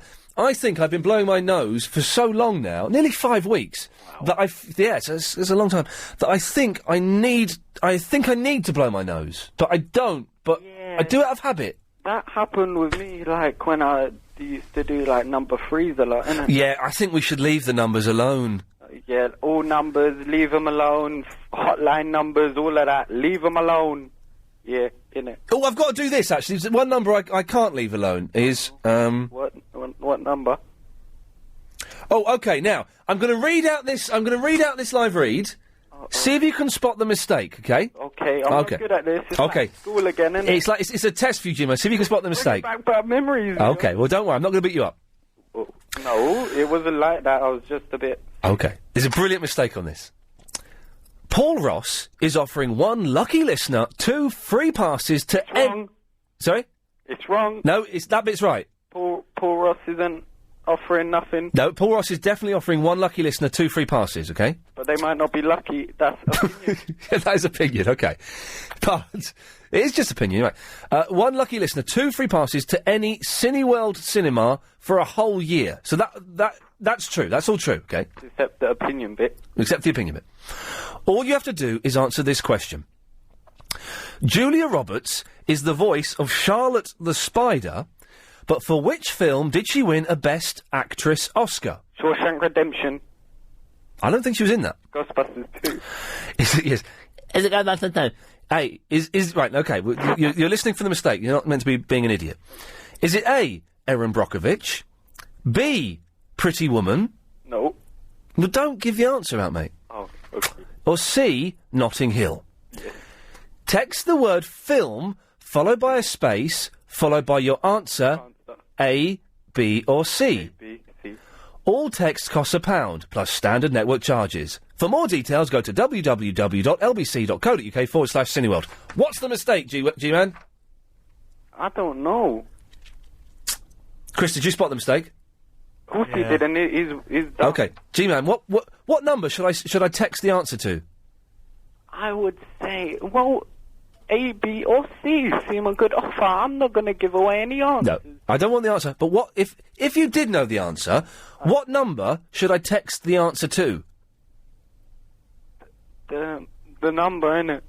Which number? They didn't give one out. That was the mistake. The number. I'm good, man. The number isn't on the bit of paper. What's my grade?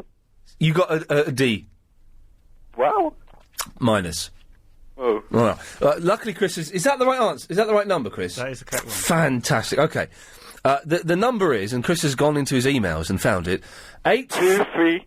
No, don't do that because I'll get in trouble now.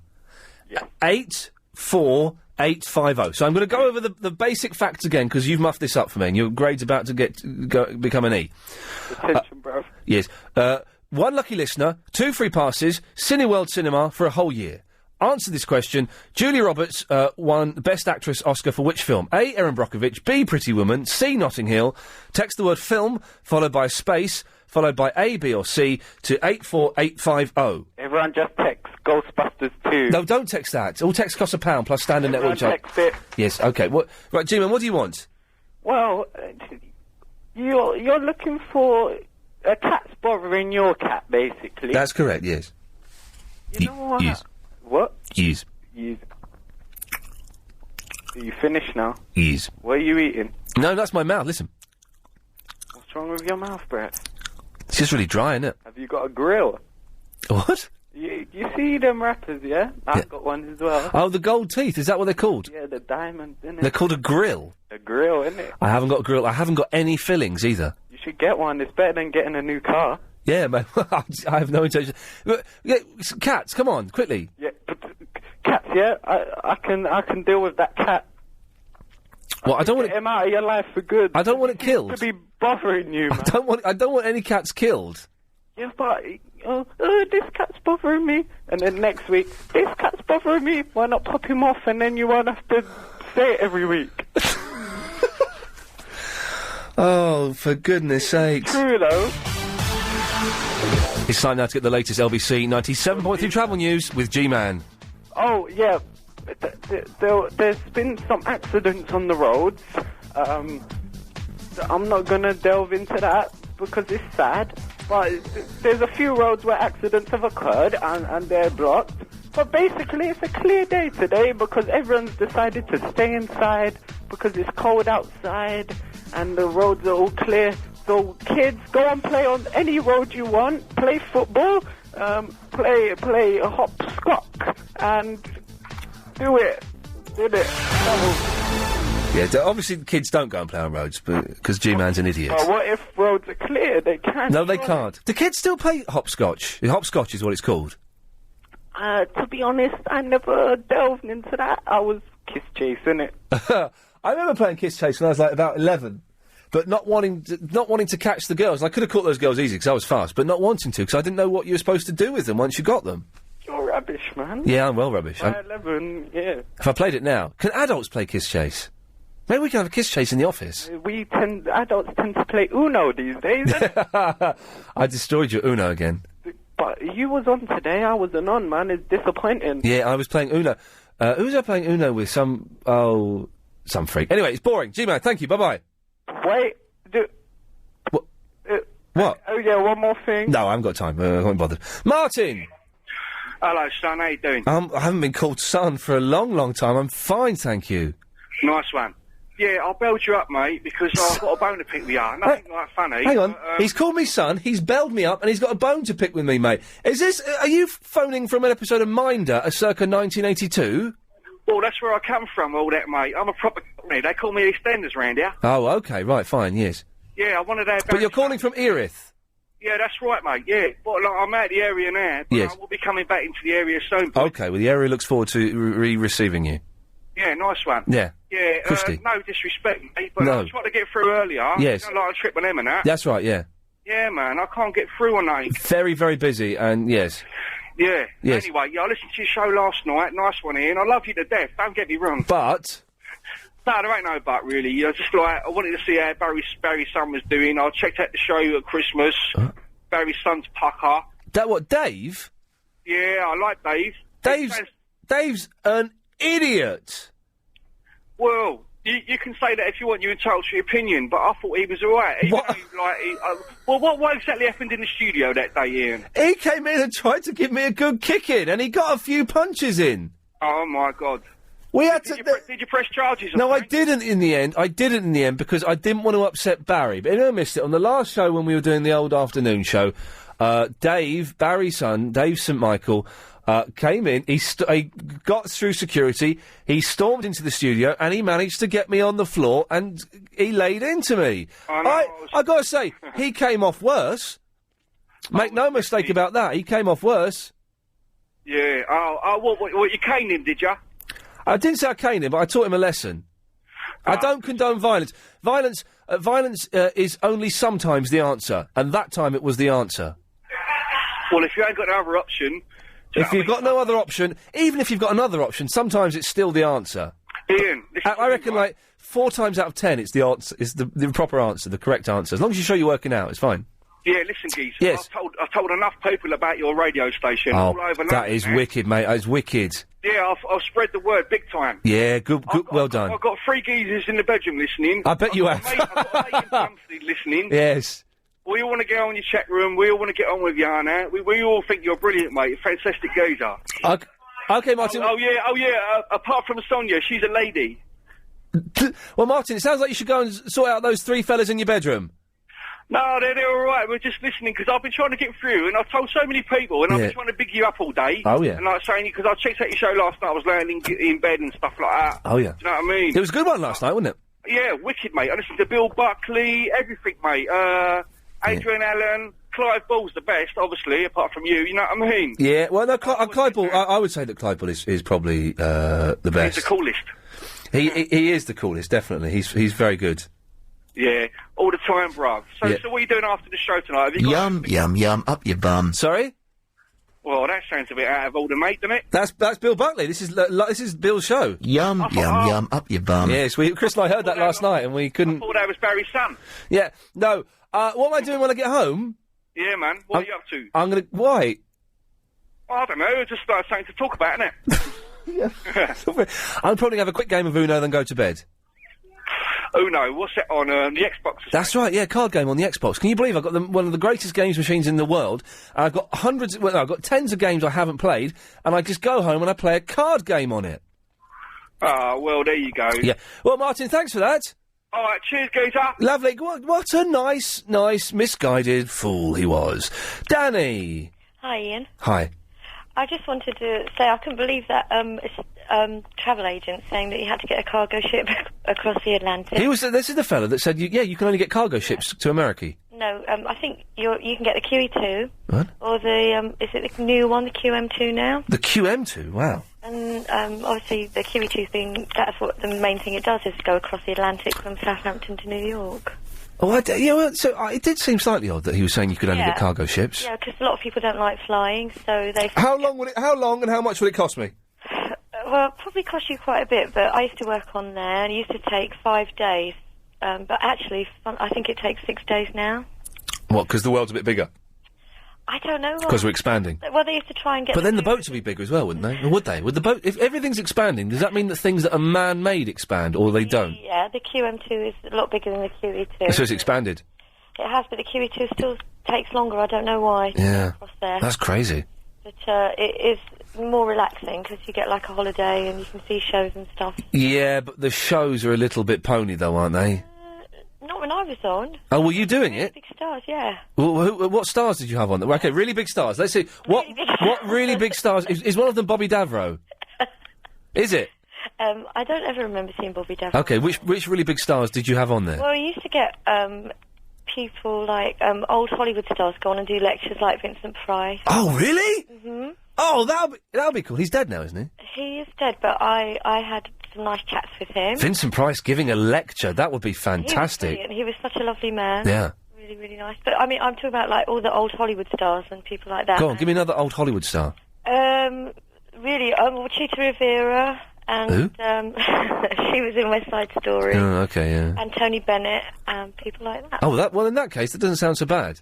But obviously a lot of them are dead. Well, Tony Bennett's not dead. No, almost. That's horrible. No, I've met him a few times. He's not. He's still going, but his best days are behind him. But the good thing was where they used to obviously go on, and I don't know if they got a fee, but they used to get a holiday, so they used to either do a show or do a lecture. Wow. Can I get a gig on a boat doing a lecture? Definitely. Really? Yeah. Get a free holiday. Oh man, I want a free. And can I lecture about anything? Can I lecture about how to look after dogs and things? I reckon you could. They've actually got. Oh, this is great. A deck for dogs on board the QE2. Oh, a lamppost, and that is true. There is a lamppost. Danny, I've got to go, but thank you for that. All right. I have seen the future. We're a little bit late. Sorry, it's the Travel News with Alan Joyce. Thanks, Ian. Right, an update for you firstly on the M25. Yes, it's Henry, who's a fireman. Hello, Ian. Hello, Henry. Retired fire officer. Okay, yes, sorry, sir. Lovely. Do you ever see a burning building, though, and think, do you know what? I wouldn't mind having a go at that. I'll see it now, and I'll have to get stuck in, or I'll ring up the guys, or I'll stand there to make sure everything's okay. Do they ever say, Henry, you're retired, go home.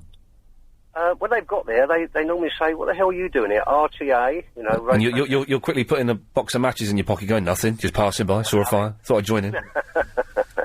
No, it's a good job. I enjoyed it. No, of course. It's not out of my system. I still have to go back tomorrow, but there you go.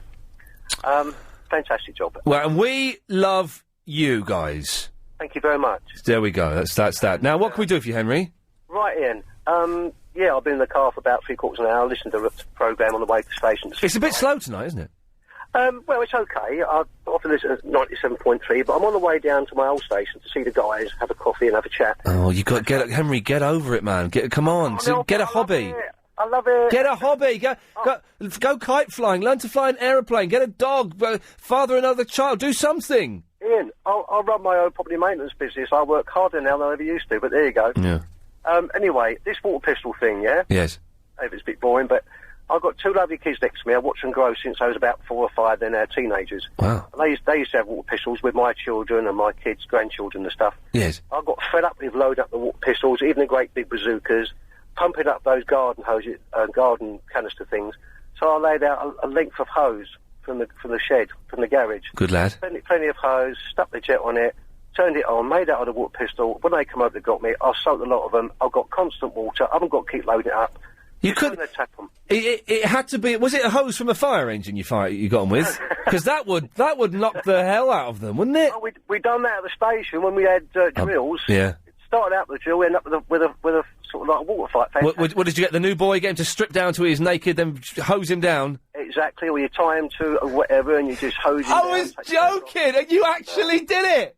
We done I it. was joking. That's fantastic. You're not allowed to do it now, though. No, but bloody Europe.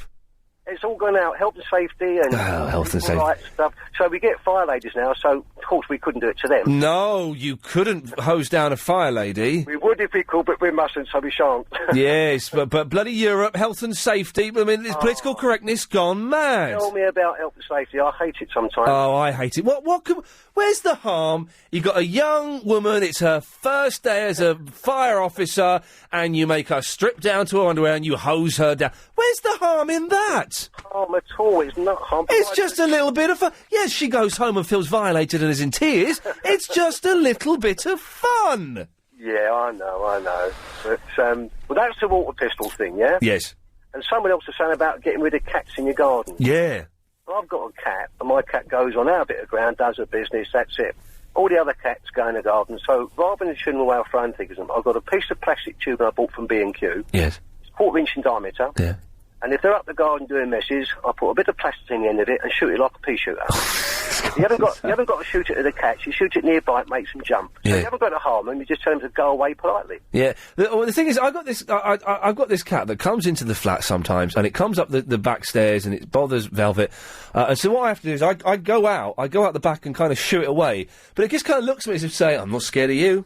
I'm not scared of you, sunshine." No, well, you could throw half a cup of water over it. They don't like water, but then again, that might be cruel. No, I think water is fine, and this is why I've got the water pistol, so that I can hopefully squirt it. Ideal. Yeah. Henry, listen, thank you for that. Thanks, Ian. Thank you. Lovely show. You're a good lad. What a lovely fella. They actually used to strip down the new boy and fire a hose on him or tie him to a chair. Did he say that? He said they'd tie him to a chair. And now you can't do it, and you can't do it to ladies. That's sexist. To a chair? Yes, young Phil? Hello, Ian. We don't like cats, we like dogs. Well, you're idiots then, because cats are better. Turn your radio off. We don't like cats, we like dogs. Hello? Turn your radio off. Oh, Dad, turn the radio off. Okay. Hello. Hello there. It's me, Paul. Hello, me, Paul. This is me, Ian. Hello, me, Ian. Yes. Yeah, do you know what? I wanted a dog, and the person I was going out with at the time... But tell your dad to shut up. Dad, shut up. And turn the radio off. And turn the radio off. Can I? Hello? Jesus Christ. Yes. No. Right. What about my fridge? Right. Turn the radio off, otherwise I'm cutting you off now. Dad, turn the radio off. I know he's cutting you off now. It's off. Good, there we go. A little bit of respect at last. I'm in control of this ship. Just cut. Wally. Shut up! Did he just call me a Wally? We've gone back in time to the early 1980s. I've been called a Wally. We've had some bloke who sounded like Minder. What do you want? I can hear the radio on! Right, you're gone. He's gone. I'm not messing around with that. That was a serious instruction, and he couldn't respect the instruction. 0870 9090973 is the telephone number. Which one shall I go to? I see I have an anonymous. Do I go to that one? I have an anonymous call. Hello. From Watford. Hello. Hello. Hello. Is this a celebrity? Do I have to guess who it is? No. Is it Davy Jones? Oh, well, I wanted to ring Anna Rayburn, but... Is it Mickey Dolenz? It's Mickey Dolenz. No. Chris, have you got all of the monkeys coming on the show tonight? No. Oh. No. Who is this then? Well, no, I just need a bit of advice, and I just need to speak to you quickly, because I've got to go. Okay. I've just opened up the washing machine. Yes, there's a mouse in there. No. Okay. Open up the washing machine. You're going to give this advice? You're going to give this problem to Anna Rayburn? Well, I was going to, because it's a big problem, actually. Okay, tell you what, stay there. This is me teasing up the audience. We'll find out what the problem is after these. Are you disappointed with your endowment policy? Have you... Okay, so you wish to remain anonymous. Yeah. Barry, maybe you can help with this as well. No, I don't want Barry's advice. I want your advice. Whereabouts in Watford are you? Because Barry lives in Watford. Does he? Yeah. Where do you live, darling? No, I don't want to talk to Barry, thank you very much. Okay, well, Barry, keep quiet. She doesn't want to talk to you. Well, it could be civil, but no. It was a little bit rude, but never mind. A little bit, wasn't it? Because I haven't got a lot of time. Okay, well, get on with it then. Well, I opened up the washing machine, and I've taken out my son's coat, and I've only found his shootout cards, and he's got about 45 cards. Shootout cards? Are they like Panini stickers? Oh, I don't know. They're sort of like they trade them up and trade them with each other and Right. stuff. And you get shiny ones, and I'm looking now, and Lampard and Rooney and Young and King, they're all looking a bit worse. Saggy and soggy. Yeah, Carpenter's Park. Carpenter's Park, are you? No, I'm not Carpenter's Park. Don't be so stupid. South Oxley. No. Where about Garston? Well, listen. What do? Do I tell him that I've put him in the machine? Do I just throw him in the bin? I've got 15 minutes before he comes. You might as well just say, Mummy doesn't love you. Huh? Yeah. West Watford. Yeah, Barry, that's not actually very helpful, Barry. Sorry. Yeah, it's got a serious problem here.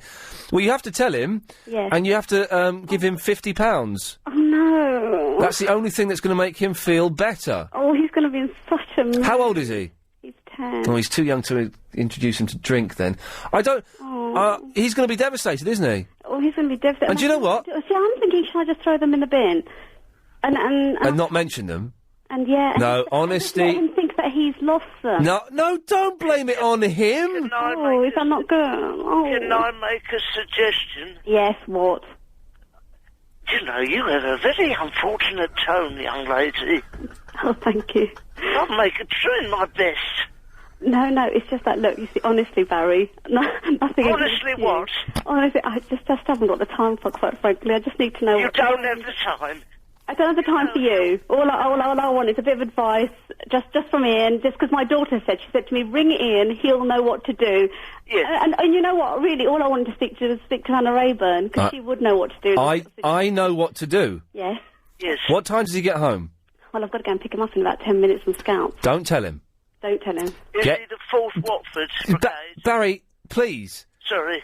Yes. When you get home, get him to call me up. Oh, no. I'll tell him. Oh, no. I will tell him. I will tell him in a sensitive, caring... No, I know you. No, I'm not going to... Listen, I don't want to upset a 10-year-old boy. I will tell him... What are the stickers called? Shootout. I will tell him that there has been an unfortunate accident with the shootout stickers, and I will play it all down, and I'll make it sound like it was a horrible accident and that you're really upset and everything. What, you're going to buy him some more? No, you could. I'm going to tell him that you're going to buy him some more. LBC are willing to... LBC aren't willing to cover up for your ridiculous mistakes, you silly woman. It was his fault. He put his coat on the ground. Let me speak to him. Well, when he comes back, I've got to go and pick him up. I'll see. Will you? Can we call you back? In what time will you be home? I don't know. About 20. Oh, and I've got to drop off a couple of other little boys as well. So should we call you back just after 9:30? Yeah, all right. Chris, can you take Anonymous's number? We'll call you back after 9:30 and I'll talk to him. I'm not sure now. Now I'm thinking, I don't really want you telling him, I think it should come from Mummy. I'll speak to you just after 9:30. All right, then. Leave it to me. Bye-bye. Bye-bye. Bye. What a bad mother. Yeah, she didn't sound in that much of a hurry, did she? She It did. went on a little bit too long.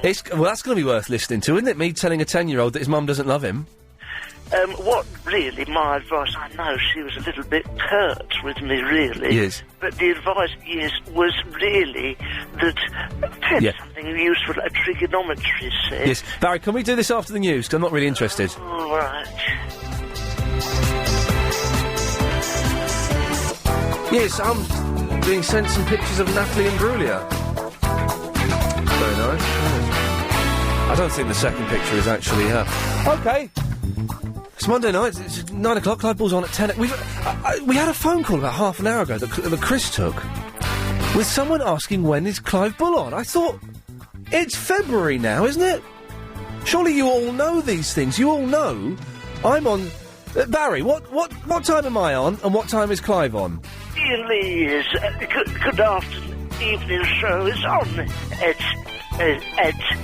7 till 10. And Clive Bull? Is on at 10 o'clock. Until? Midnight? No. 11? No, go the other way. 1 o'clock. There we go, fantastic, yes, so everyone does know these things. Clive Bull is on at 10 to what? till 1 Yeah, we know. AM. We've done that bit, yeah. Yes, sorry. Yes, I was phoning for the very last time.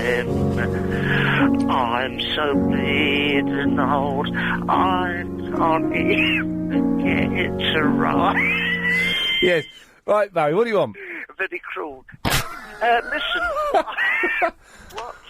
no, I'm phoning because you was talking about, a pet, an animal in your garden. There's a cat that comes and bothers... Well, the other cat is being quite friendly to my Velvet, but she takes it the wrong way. Right. Well, I just had a rather lovely story a few years ago. Have you got a second? Well, I suppose so. I'm going to look at... It is a phone-in show. Yes, but we're looking for... It is a phone-in show. We're looking for interesting stories. I'm going to look at pictures of Natalie Imbruglia that someone sent in. So you carry on and I'll join in if I need to. Right. To anyone who's listening, some years ago... Some years ago... I tell you, because it's a bit boring, I'm going to play some music underneath it, just to make it sound a little bit more exciting, because it's a bit... we had Peter Talk of the Monkeys on. They're excellent. Yeah, very good. Hit it. Here we go. Hello, everyone. And here's a little story about a little visitor to my garden. Some years ago, me and Margaret, before we lived in a sheltered accommodation, we had a lovely little place. We was happy there. We had our Sunday before it turned into a complete... And we was very happy. We had a dog called Sid. He was an Alsatian. He's long since passed. And every day we'd be visited by a squirrel. A squirrel would come and tap on the window. Very, very tame he was.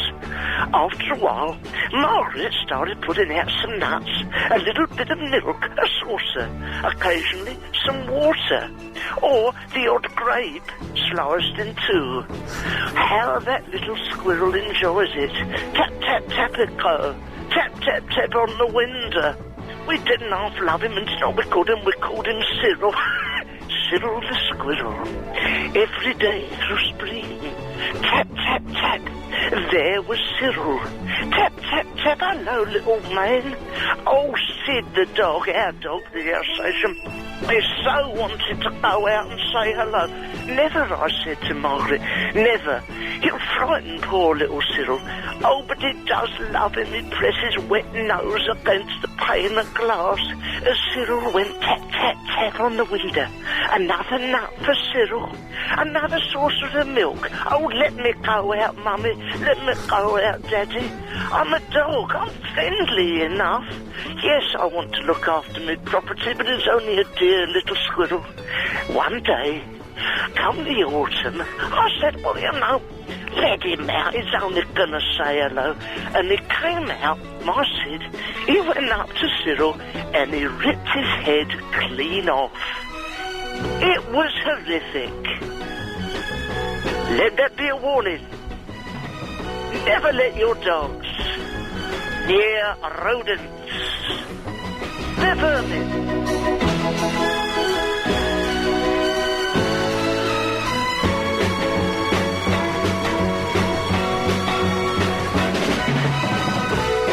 Well, that's some story, Barry. Yes. It's quite horrific, actually. It's funny you should do that, because then I saw his face. It was in Sid's mouth.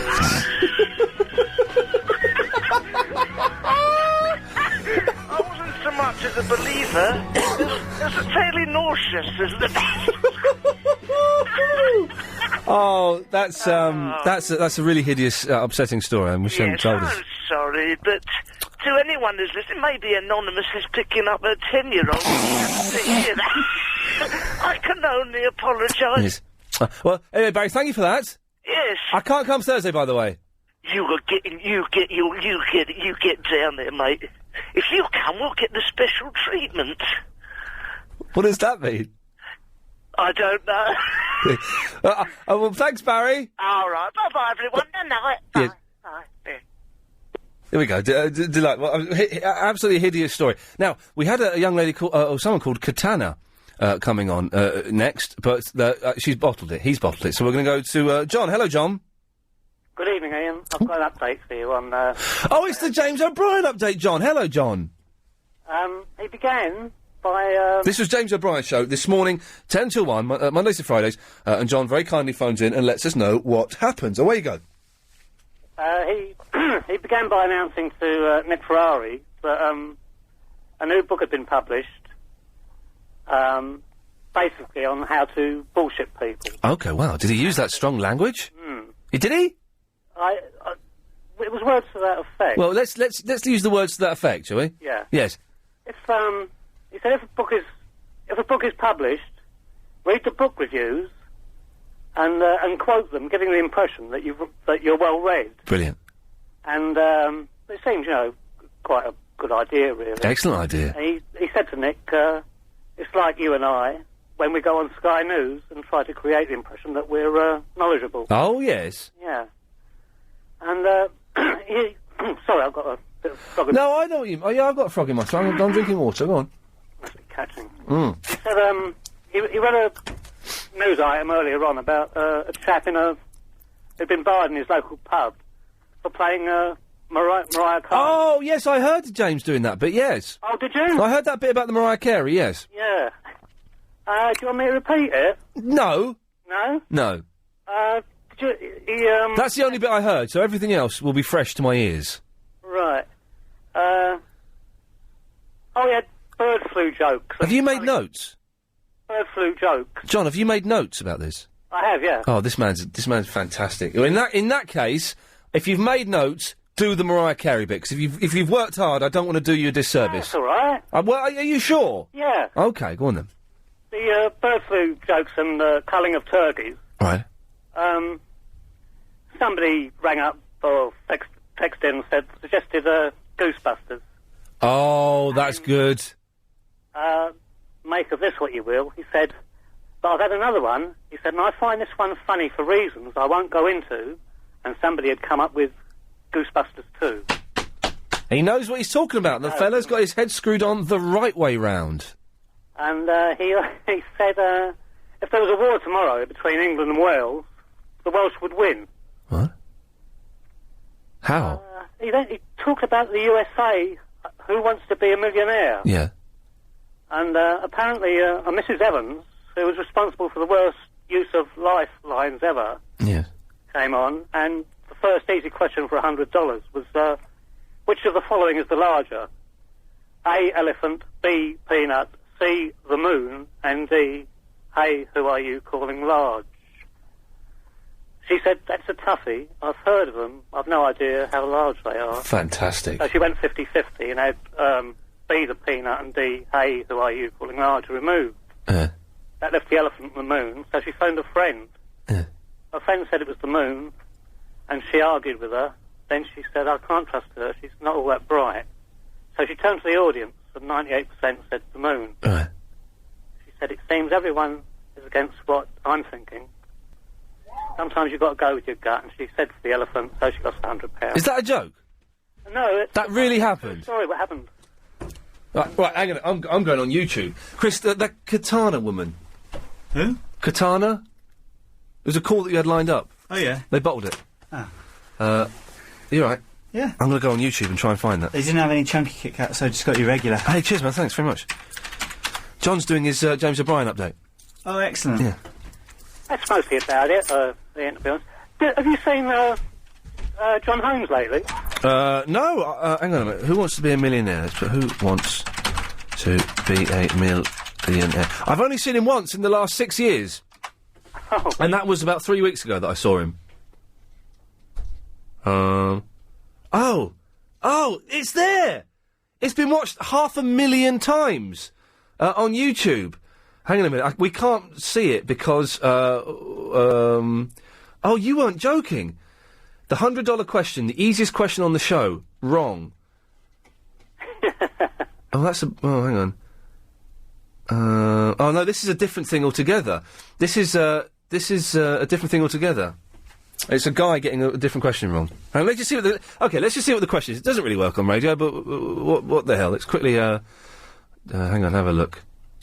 Homeowners buy surge protectors to protect their possessions from unexpected surges of what? A, electric current, B, water flow, C, air pressure, or D, buyer's remorse. Well, obviously it's electric current. He says water flow, he gets it wrong! Oh, John, listen, thank you for that. You're welcome. Excellent stuff, as always. I found out what I'm doing this evening. I'm looking at Who Wants to Be a Millionaire on the YouTube. So now let's get the latest LBC 97.3 travel news with Alan Joyce. And the M20 is still closed heading towards... Coming up later on in the show, we may be telling a 10-year-old... I shouldn't say, 'cause in case they're listening in the car. But we may be saying something to a 10-year-old that perhaps he doesn't want to hear. We'll see. Katana. Oh, I got that. Sorry, yes. Katana? It's Kalpana. Katana. Kalpana. How are you spelling that? It's Kalpana. Kalpana. Well, Chris is an idiot. He spelt it Katana. Kalpana. It's all right, don't worry. No, I do worry, because very least he can do, all he's got to do is get your name and type it up properly, and he's not done that. I'm going to get... I should have spelled it really, but it doesn't matter. I'm going to get... No, Kalpana, you deserve... This is your first time calling, isn't it? It started at a good note, I must say. You deserve better than this. Chris. Hang on a minute, Kalpana. Kalpana, steady on. Chris? Yeah? Would you apologise? What for? For muffing up her name, isn't it? What? It's all right, doesn't matter. No, she can't see how it's spelled. No, but it means I said it wrong, and there's a T. You've put a T on there. There's no T. It's an L and a P. God. She said Katana. No, she wouldn't have said. She wouldn't have said her name wrong. Well, I had to write whatever information I used at the time. Well, no, you should have said, I'm sorry. Okay, don't worry, no, it's okay. Kalpana, not being rude, but shut up. You should have said, I'm sorry, miss, I'm afraid I'm not aware of that name. Could you spell it for me? Because, A, it's only good manners, and B, it makes Ian look like an idiot if I get the name wrong. I was using my initiative. Your initiative? No, you're being lazy. No, initiative. Lazy. Huh? I think that should be like one of the to-do things for the show, you know, when you start, what? When someone calls, you should like... Yes, exactly.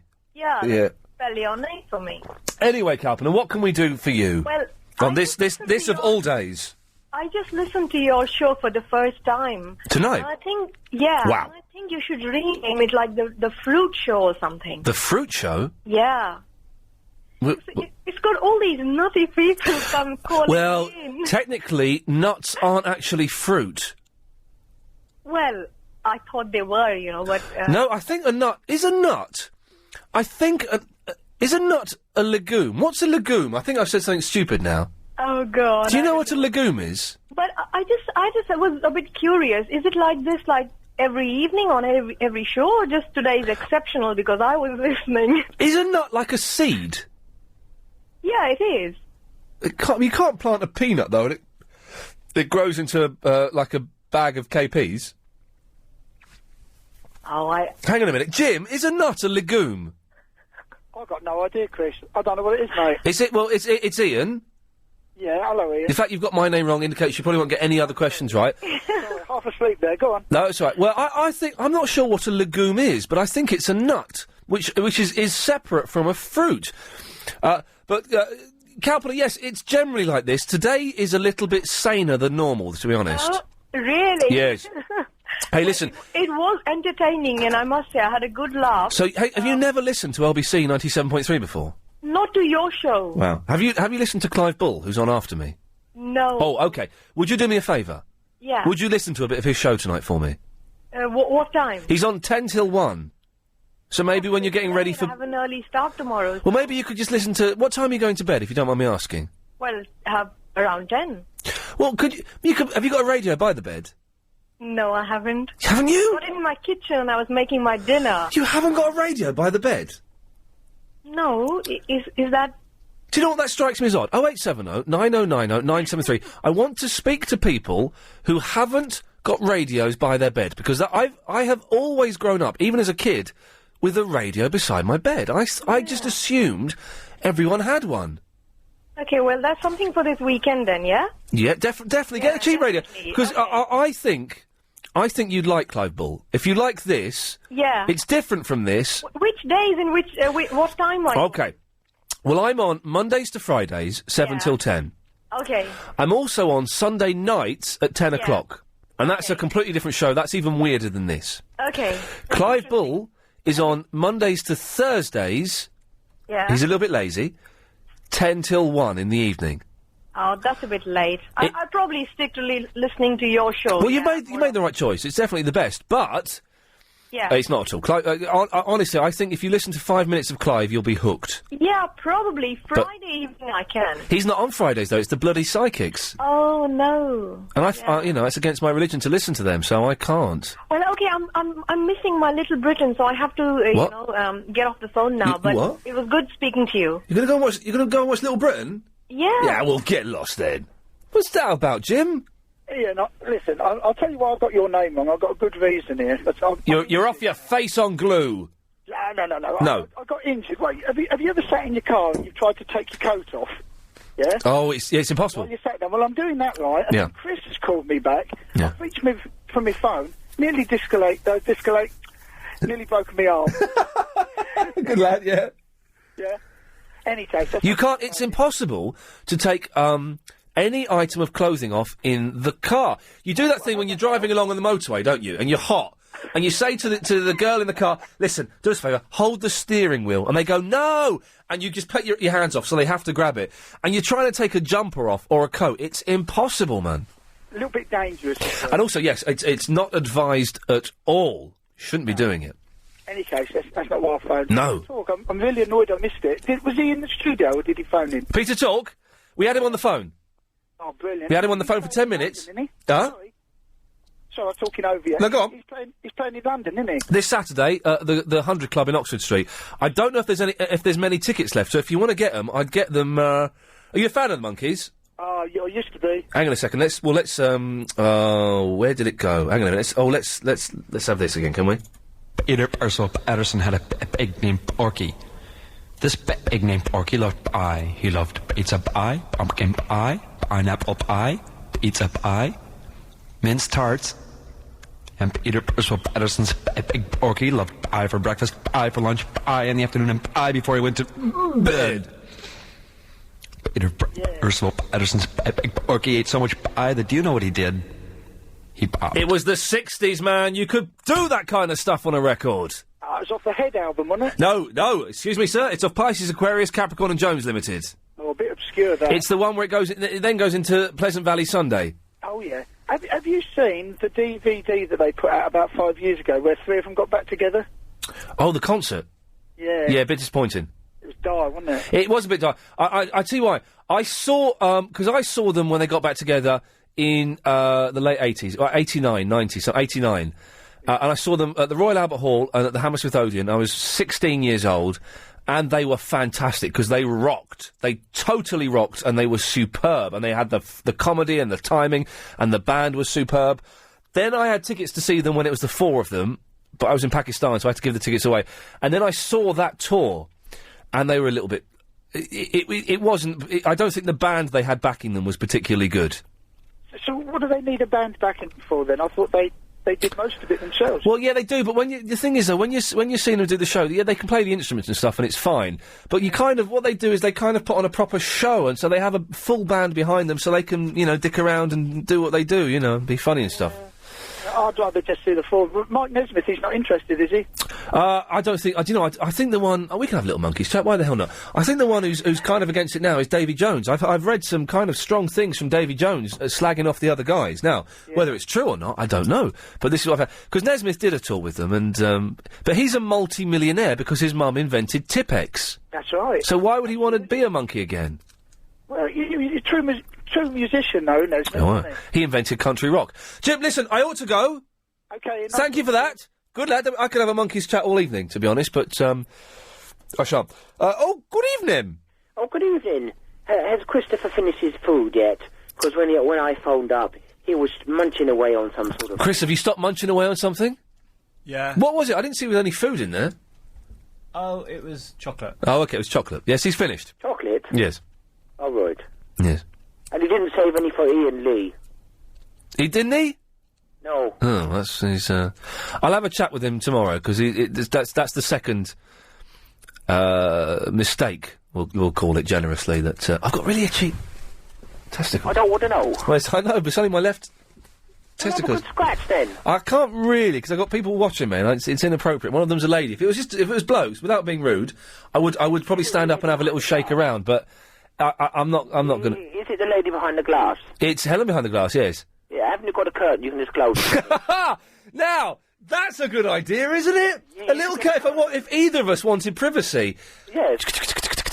Oh, can we get that installed? That would be electronic one, you just push a button. That would be fantastic. That is genuinely a brilliant idea. And we could have one on either side. If either of us wanted privacy or didn't want to look at each other... No, only for Iain Lee, because you're the one who's in control. No, I think Helen and Chris should have a curtain. And they should have a curtain between them as well, so that if they want to separate themselves, they can have a curtain there. So none of us have to look at each other while we're doing the... Oh, it's a genius idea. Yeah, that'd be a good thing. It's a very good thing. I'm going to speak to Mr. Hooker and make it so. Have you got this new, what they were going on about on the moment, the Vista? No, I haven't got the Vista. I can't be bothered with all that. You're not into computers? Yeah, well, I am, but not enough to actually want to talk about Vista with you. Thanks. Can anyone hear me? Say, well, I was just thinking, the bric-a-brac store down the road has probably got one of those, like, last place on earth. Oh, the screens. Yeah. The more I think about the idea of having a curtain on basically in the studio, there's a big pane of glass. Behind that is Chris and Helen. Curtain that we can use to cover that. A little barrier between you two to set. It just makes perfect sense, and I think. The output of LBC 97.3 would benefit. Imagine, Helen, there must be presenters that you don't particularly want to see all the time, is there? Okay. LBC 97.3. Iain Lee's Good Evening. Call 0870 90 90 973. Yes, there we go. It's the last half an hour. Clyde Ball's on at 10 o'clock. Don't forget that. 0870 90 90 973. Chris, can we call back that anonymous lady to see what's happening with the kid? I won't say too... Oh, should we do it now, actually? Yes, here we go. We don't know what her name was, though, do we? This is the lady. Hello. Hello, it's Iain Lee. Hello. Is that anonymous? Yes, it is. What's the latest? Oh, God, I feel terrible. Have you told him? He's sort of semi-guessing. Shall I have a word with him? Oh, I don't know. Oh, will you please be gentle with Of course I'll be gentle. What's his name? Amar. Amar, OK. And he's a lovely boy. I know he is. I'm gonna... listen, I'm gonna be as gentle as I can. Yeah, OK. Just be really, really sweet. You don't do it like a plaster or anything. No, I'm gonna do it gently, slowly. I'm getting nervous now. Because it's the first time and he's always listened to your show. OK, and I'm thinking that... Yes, you do. And I'm thinking... Wait, what? Hold on. Right, OK, Ma. Iain wants to speak to you. Hello? Hey, Ma, how's it going? I'm OK. You're on the radio? Pardon? You're on the radio right now? Yeah, I know. Ever been on the radio before? No. It's kind of cool, huh? No, not really. No, why not really? I don't know, I find it a bit boring. I find it a bit boring, but there's nothing else I can do. Okay. What have you been up to this evening? Scouts. Oh, yeah. So what were you doing in Scouts today? Boring stuff. Do they still teach you how to do knots in Scouts? Yeah. Yeah. Oh, really? What's the best knot? I don't know, I think it's a reef knot. Yeah, knots are a bit boring, though, aren't they? Yeah. What things do you really like? Football. Oh, you like football, do you? And, like, golf. You like golf? Golf's a bit boring, though, isn't it? No, not really. Okay. Now, you like football, do you? Yeah. What team do you support? Man United. Man United. And Watford. And Watford. Oh, okay. Well, now that's interesting, because Man United, very successful. I think they're number one in the Premier League. 53 points. Yeah, exactly. So when you watch Man United and when you support Man United, you get a lot of excitement and a lot of good feelings, don't you? Yeah. But I imagine that Watford, being a supporter of Watford, you get a lot of disappointment, don't you?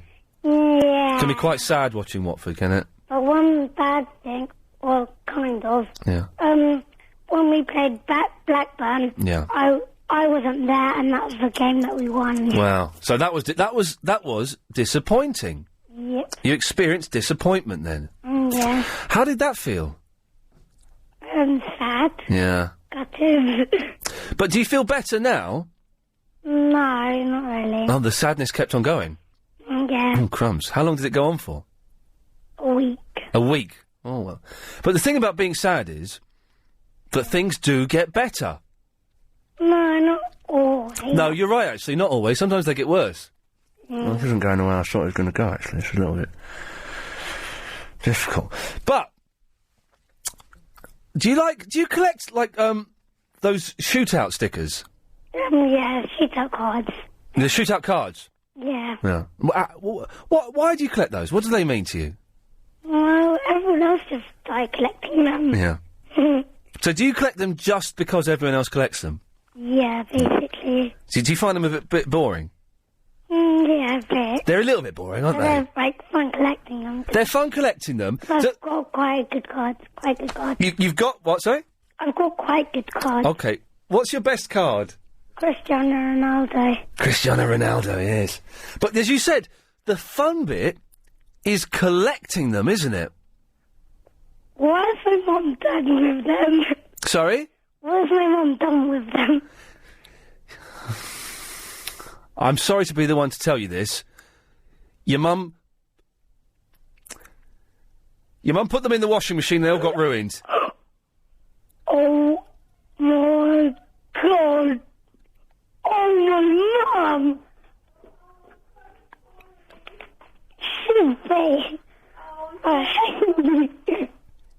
Oh. She's really sorry. She's really upset. Well, I won't forgive her, though. You won't? No. Not ever? Never. Maybe... Well, maybe... she's going to buy you some more. She's going to buy you double the amount that you lost. Yeah. She's told me that.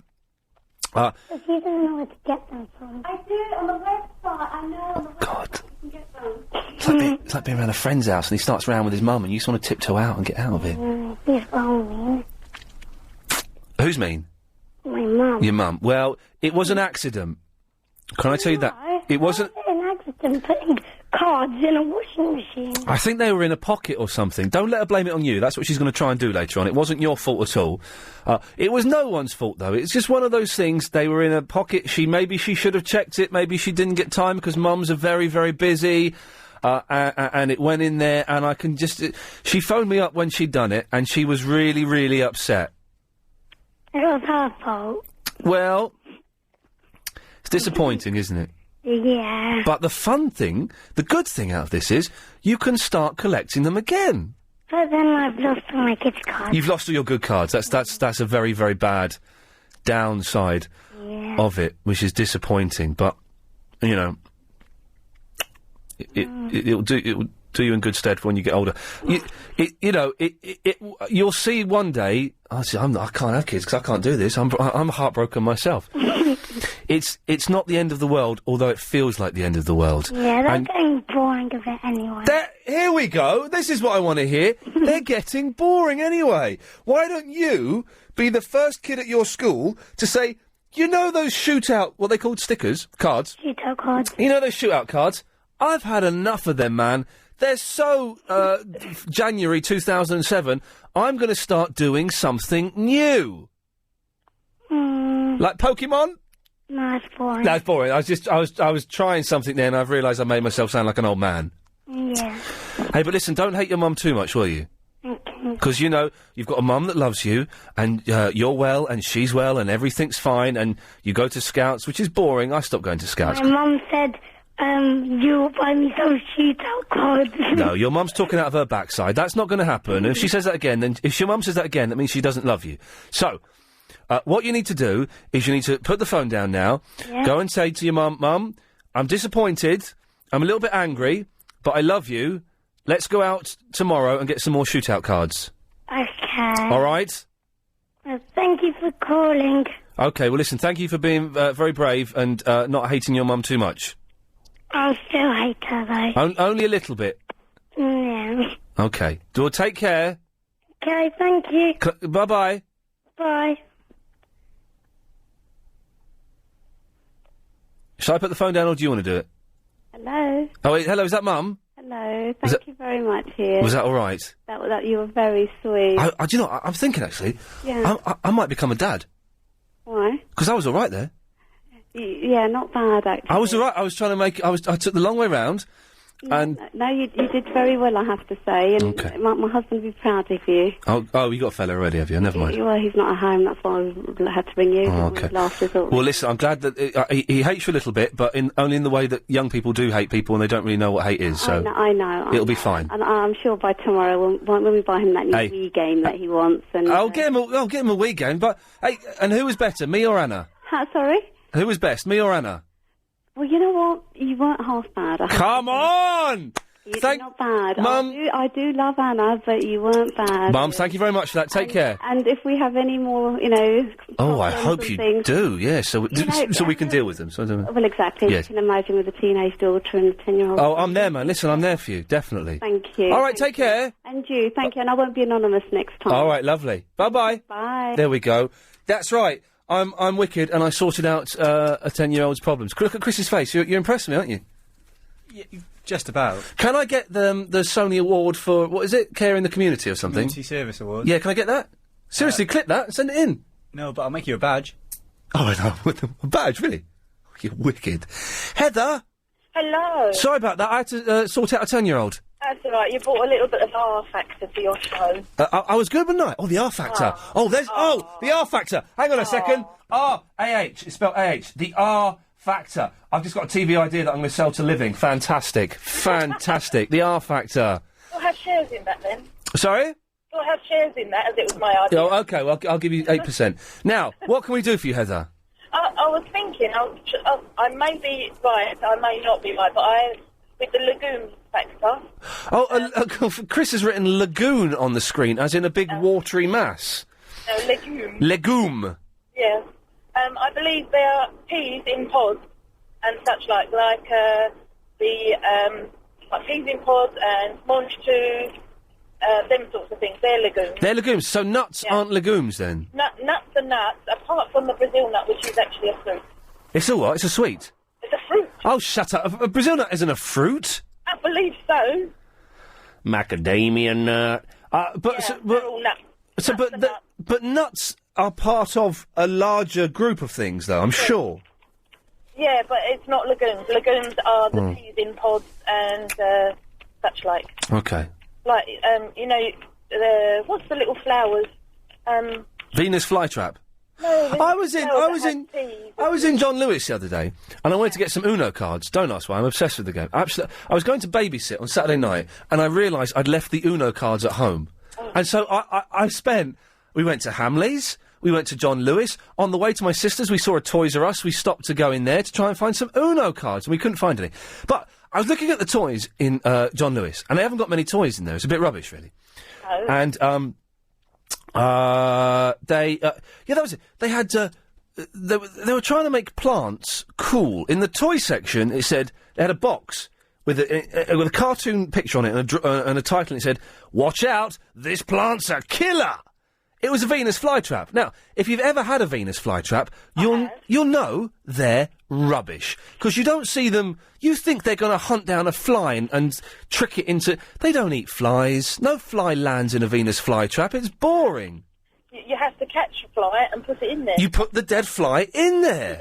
It's and because they close so slowly that any fly's going to go, I'm out of here, man. I'm leaving. So, rubbish. They're trying to make plants... That's happening. Kids tend to tickle the leaves so that they all close and then the plant dies anyway because it's not being fed. Yeah, exactly. It's a load of old guff. But plants aren't cool, they're boring. Anyway, Heather, was there anything else? No, that's it, thank you. Enjoy the Hey, show. have you been into an Ann Summers shop? Oh, yeah. They're all right, aren't they? They are. Yeah, don't go in there if you've ever been on the telly in the last 8 years. Oh, dear. Yeah, oh, gee. I was in there for a laugh, just for a laugh. And Ann Summers is quite tame, really. There's not much going on in there. But they have one corner that's filth, that's a little bit perverted. Yeah. And I was having a look in that corner, as you do, because you're drawn to the shiny, dark material. Was that the toys or the naughty wear? No, not the toys, it's the naughty clothes. Yes. It's like all the PVC and all that. I was like, have a look at that, because you think, oh, this looks interesting. And I didn't get around... Yeah, the ball gags, yes. Yeah. Oh, God, yes. Oh, dear. I was there having a little look, and some guy went to his girlfriend, oh, my God, it's that bloke off the telly. And she's going, what? Where is it? And so I pulled my hat down, and the person I was with is like, right, let's go. Let's buy that book, and let's go. And so I'm there at the counter with my hat down around my head, with a what did I say? It was a book. It wasn't. It was a ball gag. And the fella said behind the counter, "Oh, you're the bloke off the telly," really loudly, and I'm just going, "Oh, for God's sake, just run away!" And he was wrapping all of the stuff. He was wrapping the one thing I bought really slowly. And I'm thinking, just put it in the bag and let me get out of here. I look like a pervert. Anyway, Heather, sorry, I don't know where that came from. Hands up and admit. Yes. I felt I had to get it off my chest. Yeah. Well, thank you for that. Heather, thank you for that. Bye-bye. I didn't really want to say that on the radio, but for some reason I felt compelled to. It's time now to get the latest LBC 97.3 travel news. Alan Joyce. And the M20 is still closed, heading into tonight. Pirin Spa Bansko, their latest all-year holiday retreat to be managed by Park Plaza Hotel. Yeah! The picturesque surroundings provide superb skiing, whilst golf enthusiasts can play on the latest course designed by Iain Woosnell. Pirin Spa houses indoor and outdoor swimming pools and extensive are you calling facilities. us from the 1940s? Choose from superb studios, 1 and 2 bedroom apartments from under £33,000. Have you got the radio on? 7% guaranteed income for 2 years. It sounds like when I was a bit available on kid. selected I used to apartments. listen to... Is it Attend their shortwave? sales exhibition and You seminar can on listen the to shortwave 17th from around the and 18th world. of I used to February listen at to the Hilton shortwave Hotel, stations. There Canary was one Wharf, called and Ibra exchange Radio contracts with that was an in initial Niagara deposit Falls. of just Some years ago at Niagara £1,000. Falls. It was a Supply Christian- is limited. Yeah, it was a so Christian call now on station. We used to listen to it for love. You sound like that That's Christian station. 7620 1500 or see galliardhomes.com. What do you talk about? Oh, there we go. Suddenly it's better. It's gone now. It's better. It's gone. It's like speaking to Chico Marx, for goodness sakes. Thank you. Yes. Thank you. I come from Napoli. I can't help my accent. No, you make a joke because we. I love the accent. Perfect like you. Oh, I love the accent. You like my accent? It makes me feel sexy. I wish I felt the same. I'm full of snotty and I can't stop blowing my nose. I blow. Yes, okay. Okay, I ring you because Yes. and that girl before, the last girl before, she tell you already, but the legume, this is the pulses, yes? And the nut is the kernel, yes? Is that a kernel? The kernel? The kernel, yes. Yes, it's a different thing. The Brazilian nut, this not a fruit, this is kernel, Yes. That lady, I don't know what she mean when she said the Brazilian nut like that. Anyway, I've been to Ann Summers, yeah? Oh, you've been to Ann Summers, yes? I love it, Yes. Come on. The lady, you know what she do to me? I said to her, what are these things you do? She pulled them out, she put the battery in, and she rubbed on my neck. And it felt fabulous. I said to her, where's this massage? She said, you can do many things. They massage you everywhere with these things.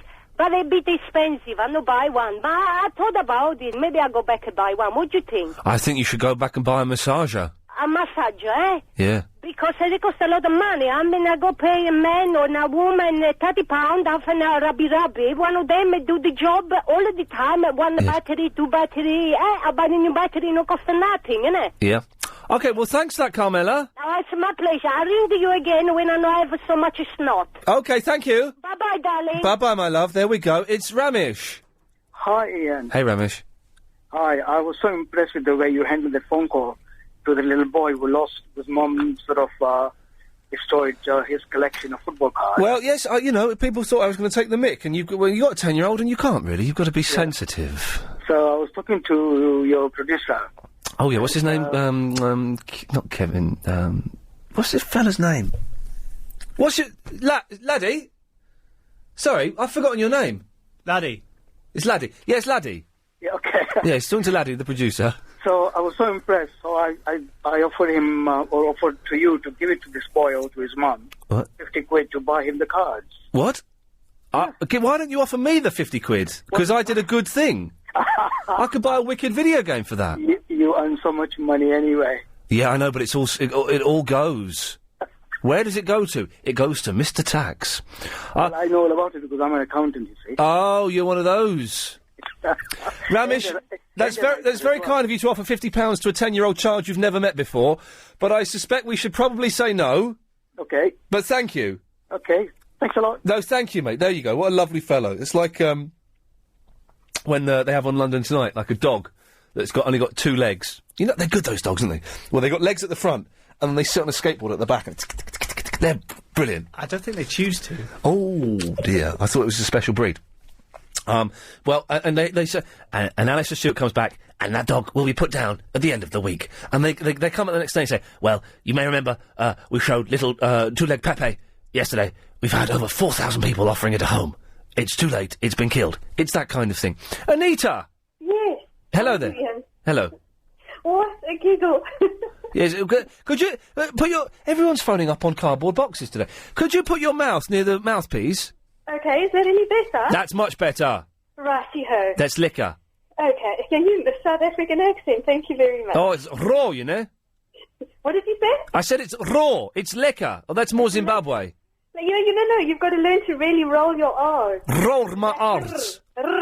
Roll my R's.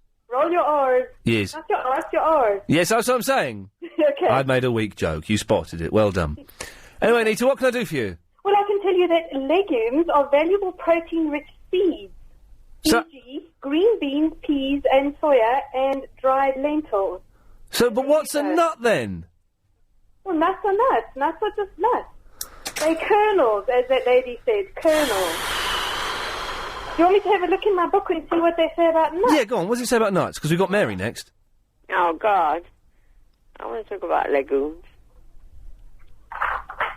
I'll tell you what I was doing before I got on here, and I'm going to be a citizen, a British citizen. You know, this little test thing. Anita, I can't understand a word you're saying. It's all really muffled. Well, that's not good. No, has anyone else ever told you your phone is awful? No, my phone is fantastic. It's one of those like Nick Ferrari's got. Yeah, they're Samsung flip yes, they're good phones, but I can't hear a word you're saying. Okay, well, maybe you need to get your ears syringed. But I can hear Mary. I can hear you. Can you? Yes. Oh. Unfortunately. I'm on a mobile phone. Maybe that's the reason. Yes. Hey, Chappie, why'd you call me a nut? No, I didn't. I just said that we're talking about nuts. Oh, okay. You are. Well, Anita, listen, I'm going to let you go. All right. But thank you for that. You're welcome. There we go. With all that mucus that you've got, you need to put some mustard greens in your diet. Okay. Are you a dietitian? No, not at all. It's just my hobby. Okay. Well, thank you, Anita. All right. I won't put mustard. You're right about legumes. They are peas or beans. But not nuts. But not nuts at all. Okay, that's disappointing. No. And the squirrel, by the way, is not a rodent. It's a small tree-dwelling mammal. No, squirrels are related to rats. Squirrels, pigeons and rats all come from the same family. A squirrel could do it with a pigeon or a rat and it wouldn't be considered perverse. They're the same thing, man. No. Of course they are. How can a pigeon be like a squirrel? It's a squirrel with wings and without a tail. No, there is such things as flying squirrels. Yeah, exactly. And they're like pigeons. Pigeons, you're going to say. Yes. Is there any theme on tonight's any topics? Yes, water pistols, immigration, and we were also talking about getting boats to America. Now, this water any views on any of those things? Earlier about you couldn't get it to work. What to work? No, the water pistol. No, I don't know. Be with you in a second, Terry. Well, there must be an entrance for the water to go in. I couldn't find the entrance for the water to go in. The handle part? I had a look at it. I'm going to bring it in tomorrow, and we'll have a fiddle with it and see if we can... Put it in, say, a bucket of water, then press it, and then it might come up. The water might. You can't. That's like saying you've got a real gun. Just put it in a barrel full of bullets and press the trigger, and hopefully a bullet will go into it. No, well, the suction of the gun could could come up through the spout. What, a bullet? No, the water. Oh, the water. Yeah, maybe. Well, I don't see how you can buy a water fish and you can't find. Well, no, nor do I. But they've become much more Terry, be with you in a second. All right. Yeah. They've become much more complicated than I remember. That's true. And it's for this poor cat of yours. It's a lovely name, your cat's name, Velvet. I don't like it. What, Velvet, the name? Yeah, the name. I like the cat, obviously, it's but... lovely. It's a beautiful name. Well, it was... she had the name when I got her, and it's cruel to change it. Yeah. So you're going to sort of squirt this pistol at this other paw. Is it a Tom? Do you know if it's a Tom or what? I suspect it might be. Yes, I'm going to. And it's... it's a water pistol, it's fine, because it's just going to hopefully scare it away, and it won't hurt it. Is it your cat neutered, or whatever? Yeah, she's had a thingy done, whatever they do to the thingy. That wouldn't happen. Nothing would happen then, would it? No, but the cat keeps... Velvet gets all upset and wants to fight it, and the other cat doesn't want to fight, and it all just gets a bit weird. Oh, I see. And the other cat... Terry? Spraying all over the place. Terry, be with you in a second, Terry. He's leaving his scents everywhere. Just getting rid of Mary. He's leaving his scent everywhere as well, the tomcat. Well, I don't think he's well, possibly, yes. They do, don't they? Yeah, they do. That's why I'd rather have a female cat, you know. Yeah. I'm a cat person myself. Well, I thought you might be. I love cats. Yes. I'm not a dog person. No. When Velvet dies, I'm getting a dog. What? When Velvet dies, I'm getting a dog, but that could be like 8 years away. I could have another 8 years of this thing living with me. What? I thought you said you love cats. I do love her. She's my little baby. Mary, I've got to move. All right, then. Thank you. Okay. There you go, Terry. Sorry about that. That was a very good link, actually, because I wanted to talk to you about Velvet. Oh, okay. And what do you think of Border Terriers? Oh, which ones are they? They're the ones that look like old men or like seals. Oh, yeah, they're lovely. They're lovely. I actually nearly abducted a cat at the weekend. No, you can't do that. Well, he was quite a nice one. He was black and fat and furry. Yeah.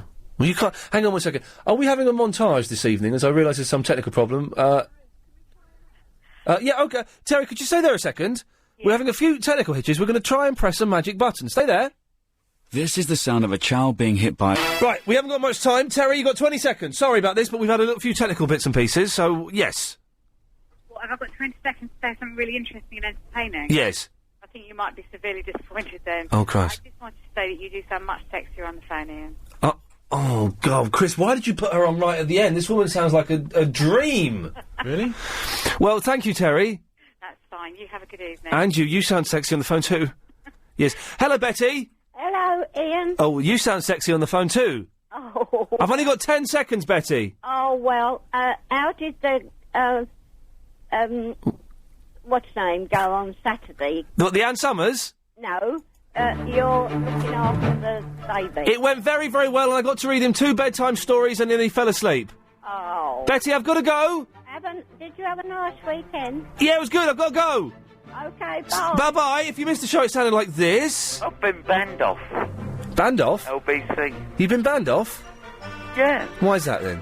They took my calls all day. Well, it doesn't mean you've been banned off. Yum, yum, yum, up your bum. He loved pizza pie, pumpkin pie, pineapple pie, pizza pie. The pumpers. Because also, this is are you the person I thought you were talking to? Pearl, do you know anything about boats to America? No. OK. It's time now for Reba on Friday with Victoria doing a fruit juice recipe. Squeeze 2 oranges, put a little lemon in. You grind the zest of the lemon and put a little... Good evening to you all gracious and gorgeous. You're welcome to Mr. Iain Lee show and producer Chris. I was phoning for the very last time. I'm so big and old, I can't even get right. Yes, fantastic. That's all from me. I'm back tomorrow at 7.